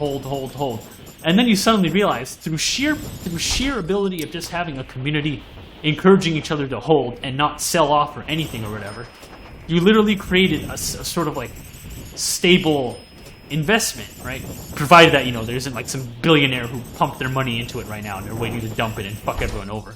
But, you have this community of people on a single subreddit who are trying to get this Dogecoin to $1 as fast as they can, or as, you know, or just in general. And it's sort of like, huh? Well, if all these people here are like encouraging each other to buy and hold this coin, not buy and sell, not buy make a profit, just buy and hold on for dear life and never ever sell. It's like through sheer power of community, they've created a stable coin, kind of. I mean, it's too early to say, but it's like, it's honestly really, really fucking impressive. It's like, wow. Like, honestly, it makes sense for the reason why companies, even though Dogecoin has only been on the radar for like a few months, you can, the reason, you know, I guess I can see why companies can like do shit like, you know, there's like one fan company said you can buy a fan with a Doge Shiba on it, with Dogecoin. And it's like, ensuring coin stability through community rather than through trust over time or some shit. It's like, wow, that's a cool idea. And eventually, you know, honestly, what is it? The FOMO, or the fear of missing out, really got to me. And at one point, I did like say, "Fuck it, how do I YOLO my money into Dogecoin? I want to see this shit, right?" But problem with that, obviously, it would have been a stupid idea. Oh shit, I accidentally reset. Okay, anyways, honestly, the what was I gonna say? Fuck, I lost my train of thought. I wonder why. But something about Dogecoin. Oh yeah, the reason why I can't buy Dogecoin without going through some incredible lengths is that New York State has some of the strictest laws against cryptocurrency around. I mean, like specifically with exchanges, which is why in New York, the only way you can buy crypto coins are really just Robinhood, which is, you know, notorious for the shit that it did with GameStop this earlier this year, and then Coinbase, which only lets you buy like basic coins, not Dogecoin, right? So I'm just kind of fucked, and it's like, all right, I guess I can't buy Dogecoin, so I'll be missing out on this initial thrill. Like, I'm assuming it might do well in the long run. It could fuck up horribly, like any crypto coin could, because, you know, it's not like backed by a Federal Reserve government that could just easily make the value of the dollar worth something again, rather than like facing the consequences of a decentralized currency. But at the same time, you know, the government is also able to reduce the value of that currency by printing too much of it or whatever, right? And so, you know, that's why we have the real estate crisis of people buying houses just to make a profit rather than, you know, letting people buy houses so they have a fucking place to live, right? And also, you know, everyone dumping their money infinitely into the stock market to the point where, like, the stock market no longer reflects the economy or whatever. You know, all these talking points that I hear. I might have said some dumb shit. You know, I've only just heard it from someone else and it sounds right. But whatever the case, it's like, and no wonder Dogecoin looks appealing to people. It's like, hey, everyone here is obsessed with buying and holding. If I'm obsessed with it too, my money will be safe and it will grow, you know? So, I think, you know, it's a cool idea. But will it pay off? No, nobody knows. And at the end of the day, if for anyone else, here's the thing, right? If you're like me, and you sometimes get horrible FOMO fear about, like, you know, a stock or a crypto coin or whatever, like earlier, like I remember last December, I was really considering getting into the NFT hype when it was really at its peak with Ethereum and shit before, you know, I found out later on, it's like, oh, wait, I shouldn't be deluding myself. Who the fuck wants to buy a JPEG with crypto money? It's stupid, right? But except for, like, you know, people who want to launder money in Ethereum. But besides the point, honestly, you should focus your efforts on, like, creating value rather than trying to profit off of paper money, I guess. Well, not paper money. Fuck, what am I trying to say? What I'm trying to say is, in the future, I'd be more focused on, hey, what if I built a shop that accepts Dogecoin? Or, hey, what if I did jobs for Dogecoin? I hope you're not doing jobs for Dogecoin. It's fucking stupid, but, what if, you know, you have to think, you should probably think of it in the terms of, like, hey, there's all these people making money from putting all their money together on Dogecoin. If it's terrifyingly risky to buy the coin directly, why not I just pretend I'm earning money, but instead it could also just be crypto coin too, you know? And that's also, like, you know, that's also, that's how I've been, like, diffusing my fears of FOMO. It's like, hey, don't worry about you missing out on the opportunity of a lifetime to turn your $100 into $1,000 or something. Just focus on figuring out how to, you know, create value so people will pay for it, you know. And I keep saying value, but I mean, like, you know, just work for something, you know, whether you do art or, I don't know, a job or a shop or whatever else, you know. That's how I get over my fear of missing out. And so, yeah, so even though I genuinely considered, like, you know, dumping an insane amount of money into Dogecoin just because of how impressive the joke has gone on for this long, besides the horrendous Saturday Night Live episode where Elon Musk dressed up as Wario and said, I didn't even really watch it, I just saw the photos of it, but whatever the case. It's like, yeah, that's my thoughts on crypto and my experiences with it. Right now, am I holding any crypto? The answer is yes. I have one person, like, ever, or actually 2 people ever, who bought shirts off my, off the wavetro shop with crypto, and I converted it all into Ethereum last December at $70. It's now at $230, which is cool, but at some point I really want to, like, if Ethereum doesn't switch to, like, proof of stake soon, which means, like, you know, not only better for the environment, and whatever, but, like, the bigger thing is that it uses the proof of stake model, which means that it's cheaper to actually send the coin around.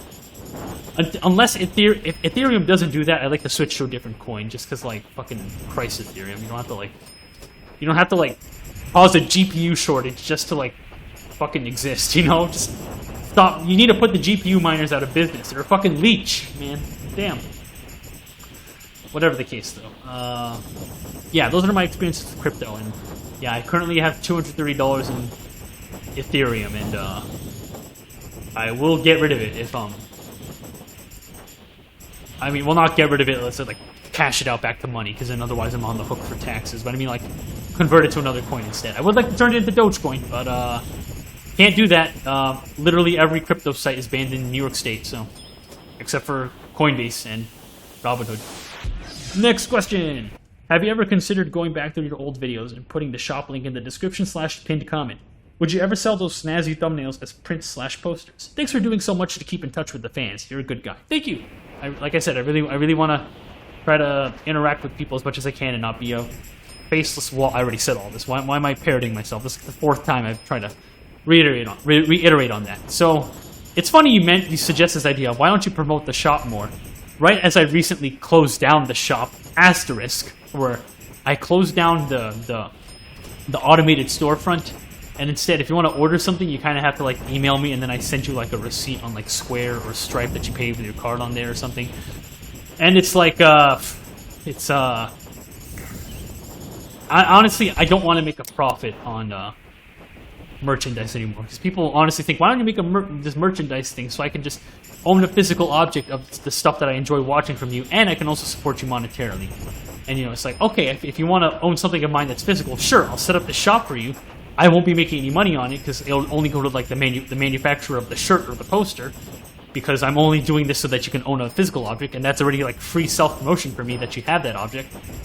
But I don't want to make money on that unless you, you know, donate directly to me or something, just because it's easier to keep track of, and it's also more transparent versus me listing a shirt for, like, $25 or whatever YouTubers do to, like, milk the shit out of their fans. It's parasitic, right?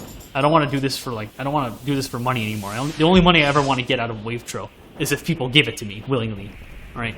So, but as for with the shop, no, I don't want to promote it more. In fact, I'm only gonna, like, really just kind of mention it here and there, because, like, people who really want merch, they'll know how to find it. Like, I'll put it on, like, when the shop reopens again for K-Folder and whatever else. I'm going to put it on my website, and people will find it. You know, if people are really dying to buy merch or something, they will dig around, they'll find the link, and they'll go cha-ching, and then they'll buy, like, a thing. And then, you know, there'll be the message saying, okay, enjoy your thing, but if you want to actually give me money, here's a link to actually donate to me, you know? Because I'd rather have that. But, rather than, fuck, I'm starting to run out of oxygen here on that.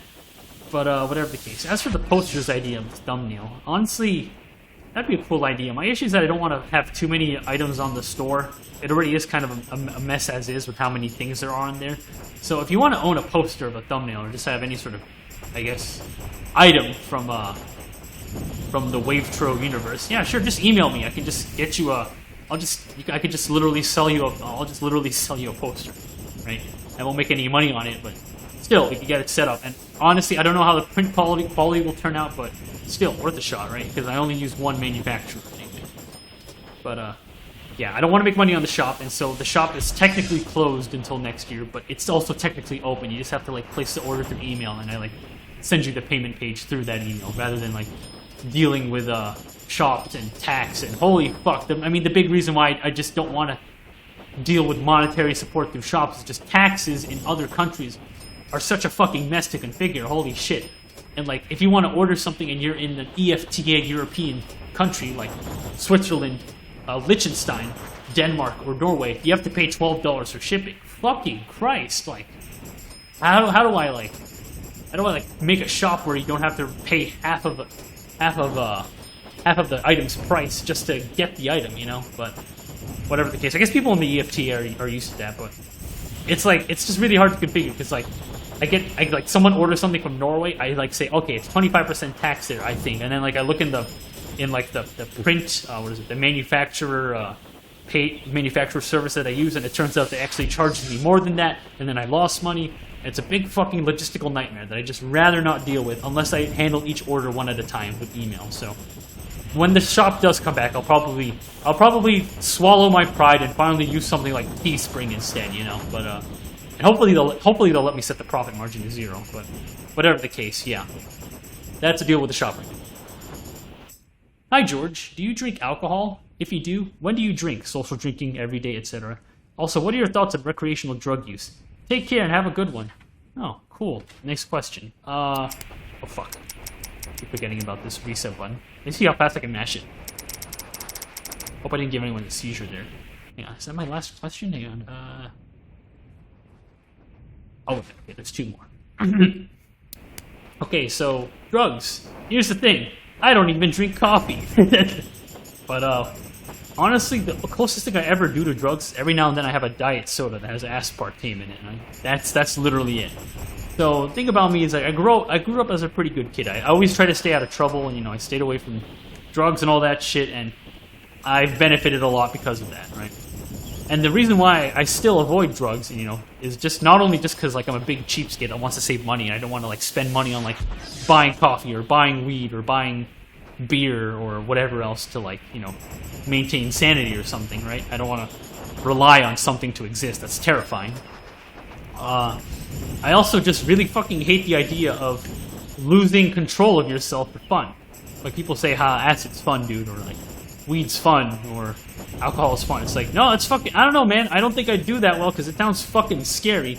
Like, I'd rather, like, you know, be aware of my surroundings at all times, rather than, you know, lose control of myself for fun, and to experience something mentally in my head. Granted, you know, maybe I'll loosen up on this later on, I'm not really sure. Because obviously I've had a drink here and there, like, the only 2 drinks I've ever really had is, like, anytime my dad, like, say, you must have a sip of beer, you must. I was like, alright, fine, I sipped it and it tastes like fucking garbage.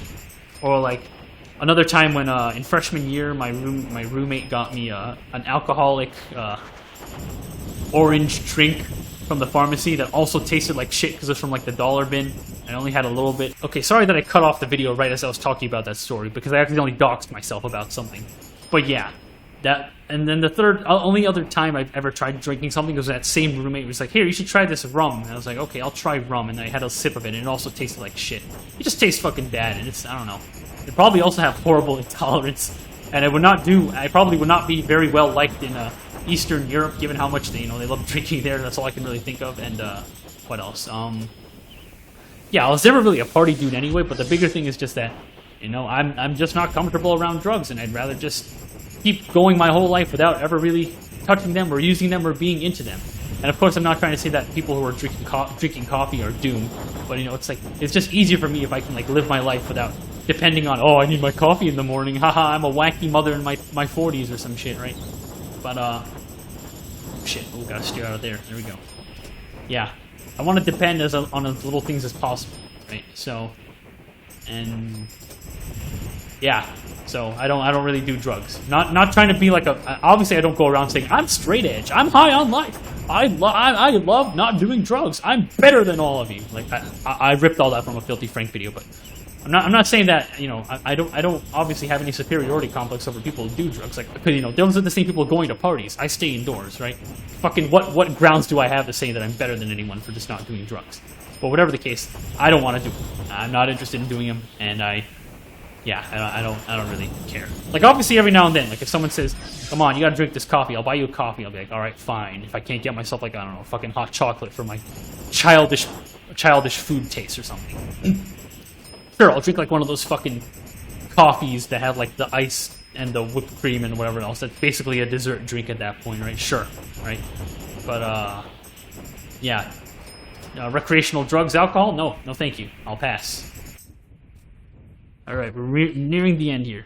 Oh, hey, George. I should have asked this sooner, but honestly, I kind of put it off for a tiny bit. Anyways, quick question. How do you, like, keep focus on one specific project instead of being kind of aimless and doing multiple of them at once, only to never finish them? Oh, and if I can ask another one, then how about the things you scrapped completely but wish to go back to it? Can you figure that out? I don't know how this works. Good question. Being kind... Okay, so... Keep focus on a specific project instead of being aimless and doing multiple of them at once. So, I think I've answered this question before, technically, but I'll try to answer it again. But honestly, the way I did it is just, I just kind of like... It was honestly very unhealthy, but it was like the sort of... You only have to really do it for a bit at the start, and then you kind of get in the groove of it. But you basically have to actively forbid yourself from starting anything new. It's like, you have to tell yourself, fuck you, self. I'm not starting anything new until I finish this. And you know, you can finish it and make it shit just so you can move along with the next thing, that's fine. But you gotta finish it. So honestly, you have to like corner yourself and start going, no, I'm not starting anything new. I have to finish this thing. It's gonna bug me forever if I don't. Fuck off with these multiple projects shit. I need to finish this. You have to like, just sort of like buckle down and just kind of like, will your way into it. Like, you have to really ask, like, I want this done, right? I want something actually finished, right? Then I'm gonna fucking force myself to finish this, even if I don't enjoy it anymore. I'm gonna fucking finish it. And if I really don't enjoy it that much, then I'll just cut corners so I can finish it even faster, right? You really have to, like, just kind of, like I said, it's a really annoying answer to hear, but that's how I've done it. You just kind of, like, it's a matter of just kind of discipline, right? Because, like, you know, it goes back to that one book I mentioned before. What is it? The Art of War or whatever, some dumb shit. Like, the only book I've ever read. I'm not going to be like that one 30-year-old guy. Like, you guys should read this book. It changed my life about making money. Or, you guys should read this book. I'm not telling you to read any books. I read them for you, so you don't have to read them, all right? But yeah, it's just this idea of, like, don't sit around and wait for inspiration to, like, hit you, right? But at the same time, obviously, don't, like, choke yourself into, like, forcing yourself into doing more work than you actually can, right? Obviously, you'll learn discipline more, but, like, you have to, like... There's no way to beat around the bush about this other than the fact that you have to corner yourself, and you have to make yourself do it, and you have to force yourself to not start anything else new until you finish your thing. You have to, like, manifest guilt in not finishing anything, right? And then you'll realize that not only will you begin to finish things, you also begin to finish them faster, right? That's how I eventually, you know, got to Stickmen 2020. So, yeah, it's a matter of discipline. Sorry, my guy. So, and then the other question is, is there anything you scrapped completely and you wish you could go back to it?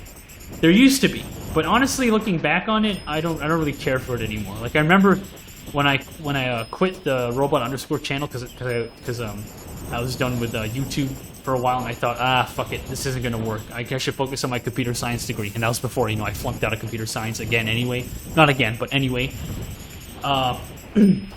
I remember posting the unfinished demo of that show, Turtle and Bird, right? Which, by the way, fun thing, I gave that turtle model to someone else, and next thing I knew, it's actually a player model on Gary's mod. That's really cool. You might find it. I don't want to bother putting the...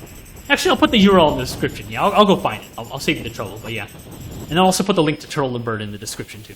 So yeah, there was a demo for the show called Turtle and Bird that I was really excited to do, and I was really sad that I couldn't do it anymore. But, whatever the case, looking back on it, it's like, shit, these characters are really generic. I'm glad that I really didn't pick up that show again, right? But, anything else I can think of? I'm not really sure. Oh god, shit. Sorry, it's my 4th yawn. Fuck. Yeah. I can't think of anything right now of things that I, like, scrapped and then I regret not finishing, honestly, because, like I said, I try to get this mindset of, oh, if the project's dead, the project's dead, I'm not going to feel bad about it. I got to move up and on to the next thing, right? So I guess the only thing that would probably count is probably not working on at least one more episode of K-Folder before I switched gears into doing whatever else I did in 2019. Probably the only, like, sort of, I guess, creative regret I had. It's like, shit, you should have stuck with K-Folder a little more before you veered off and did your own thing, George. What were you doing? Right. So, yeah. Otherwise, no, I can't really think of a project that I scrapped that I regret scrapping. Turtle and Bird is probably the closest thing to it. Alright, we're on the last email. This one's a long one. Buckle up. Hello, George Wavetro. That is your real name now. Ah, shit. That's my real name. I've been doxxed. I've been a long fan of your projects, even going far back when you didn't even go by Wavetro, and seeing your growth has been amazing. Since the very first time I saw your type of content, I've always wanted to try it out myself. It's very inspiring, but due to family issues I have, I lose that inspiration very quickly, and quite frankly, I don't know how to deal with that. I guess my question is, if you ever had issues with your family getting into the way of what you wanted to put out... Hang on, sorry, I slurred my words there. I guess my question is, if you ever had issues with your family getting into the way of what you wanted to put out there on the internet, how did you deal with that? My apologies if it's too personal, and just in case you don't want to answer or just aren't comfortable with that, I have another thing I wanted to ask. How did you feel about your rather big platform, clout/sub count/influence before, and how do you feel about it now that it's even bigger? Is it something you've always dreamed for? Did you expect any of it? Sorry for the multiple questions. I totally understand if you want to skip any of these. Thanks a lot for the non-stop support you've always given me and your entire fan base. I hope you never forget how awesome you are for us. Best of luck with anything that you're going through. Oh shit, my phone keeps going off. I just noticed that. Best of luck with anything that you're going through. See ya. P.S. You should recreate Swag in a Bag. It can be like $8 idea. Thank you for that email. That was a really nice and heartwarming email. So let's tackle those two questions you asked. So the first one is parents getting in the way of things you want to put out on the internet, right? Honestly, my answer to that, because like, you know, I had parents who like early on in my life, they eventually laid off of me, but early on in my life, they would really limit my computer usage. And I also didn't really want them to like, you know, try to guilt me for using the computer by taking what I was doing, like, oh, you're doing 3D, you're wasting your time, or some shit like that. I didn't really want them like judging me on that, because I just wanted to, you know, do my fucking 3D and learn it and whatever. So what I ended up doing, it's honestly not very healthy. You probably, unless, you know, eventually like get out of the habit when you grow older, but this is how I did it. I had just started hiding what I was doing from them, and it was like, so instead of like, you know, just being like, oh yeah, I'm doing 3D, it's like, oh, you're wasting your time, get off the computer, come on, and, or some shit like, some shit like that. I'd be like, oh yeah, I'm just doing homework, and he's like, oh, okay. Not literally something like that, but I would just quite literally never show my, I probably still don't, you know, show my family. I just don't show them what I do. Maybe later when it's completed, right? But yeah, that's just kind of, it might manifest in different ways if you. I honestly don't recommend doing it, but if it's your only option or the only thing you can think of, you could do it, since it is what I did, even though it's kind of isolated myself from my family a little bit by doing that. Like I still feel weird sharing any deep interests around my family or anything. Like it just doesn't feel right, and as well as, you know, showing my work. Or oh shit, that would have been a sick combo. I just barely show them my work ever, because I just don't think they'd really understand it, or, you know, or maybe just be too weird or too awkward to explain it. So yeah, it's kind of a depressing answer, but you know, that's kind of how I did it. And then your other question is, how do you feel about your rather big platform? How do you feel about it now that it's even bigger? Is it something you always dreamed for? Yeah, I think I answered this one already. It was like someone else's question, but let me try to reiterate it again, because my answer might have changed. Honestly, all I've ever really wanted was to just be seen. So, and that, and also just beating Cooler Now 1 million subscribers, because, you know, I did that when I got 1,300 subscribers when I was like 12 years old, and I was like, how the fuck did I do that? And then chased it again for years, and then I finally got that with wavetro, like last year, and then I could easily die happy then. I could have my channel deleted then. I'd still be happy that I did it, you know. I fucking did it.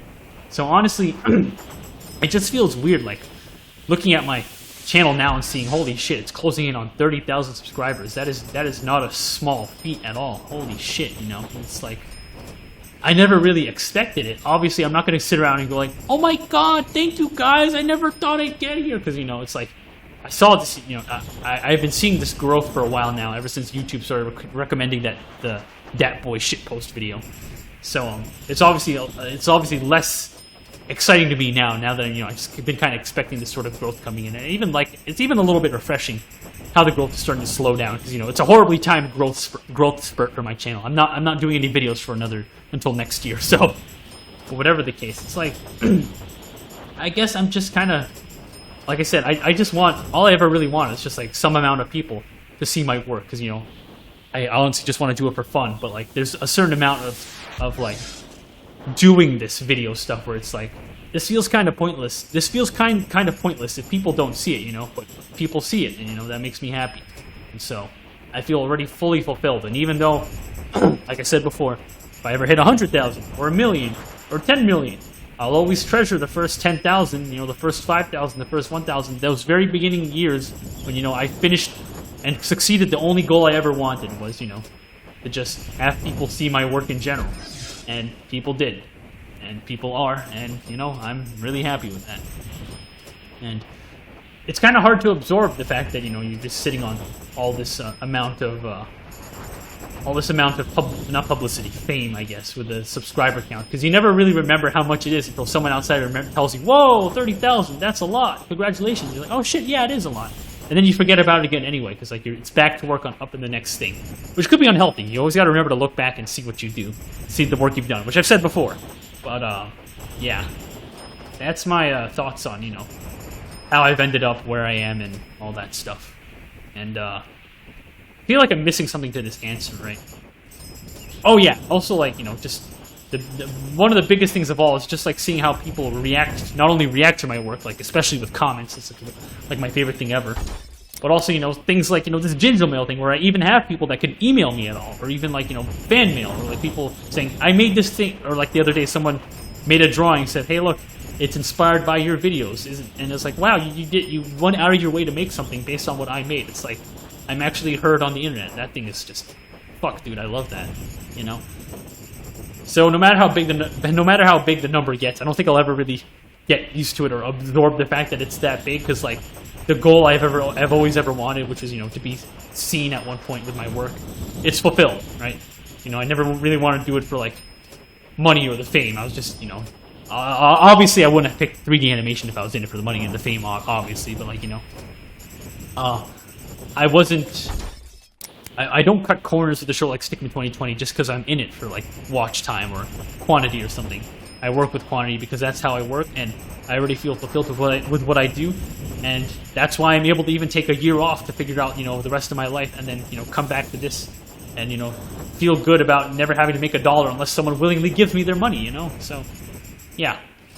Hope that puts it all into perspective. And then, like, the best segue into that would be, like the last time I answered this question, because, like, what is your favorite comment or fan interaction you ever had? I don't want to spoil it, but, man, that if you remember it, or if you haven't seen it, that shit, man, it tugs at my heartstrings. I still think about that comment every day. But, yeah, that ends Jinjomail. Let's end it on, end of Jinjomail. So, yeah. This isn't the end of Superflight videos, obviously, where I talk to myself in a microphone. Like, obviously, you can see on the channel that a lot less people watch these kinds of videos in general, just because, like, it's not a thing for everyone, but still, it's like, how do I say it? The few people that do watch it are like, you know, I didn't realize how dedicated they were to watching it until I announced its end, and I got a flood of emails and, you know, the 2 pieces of fan art. So, thank you for, you know, being on this very short Jinjomail journey, and best I'll say is, you know, the journey never really ended. Even though I'm ending the series, which is basically me saying I don't want to go through the trouble of editing these videos anymore. I just want to ramble into a microphone and not do it every single week. Maybe only do it like when I have stuff to talk about again. The point is that I just wanted to show people that, yeah, feel free to email me for any reason. Email address on wavetro.net, or I really don't want to make myself put it on the screen so many times, but yeah, it's just say hi for whatever reason. And, you know, even though it's not guaranteed that whatever you write to me will be mentioned in a future Superflight video, like I said, just one of my favorite things, and the time I wish I could spend the most time doing, is just replying to emails forever and ever and just talking to people who like my stuff. So, let's end it there with the world's slowest wall crash. Boom. Thank you for watching. Stay tuned for the classic, I'll call it classic Superflight, the editless Superflight video this Friday, where I talk about a couple more things, including, you know, my thoughts on finishing college and all that shit, and yeah, I will see you then.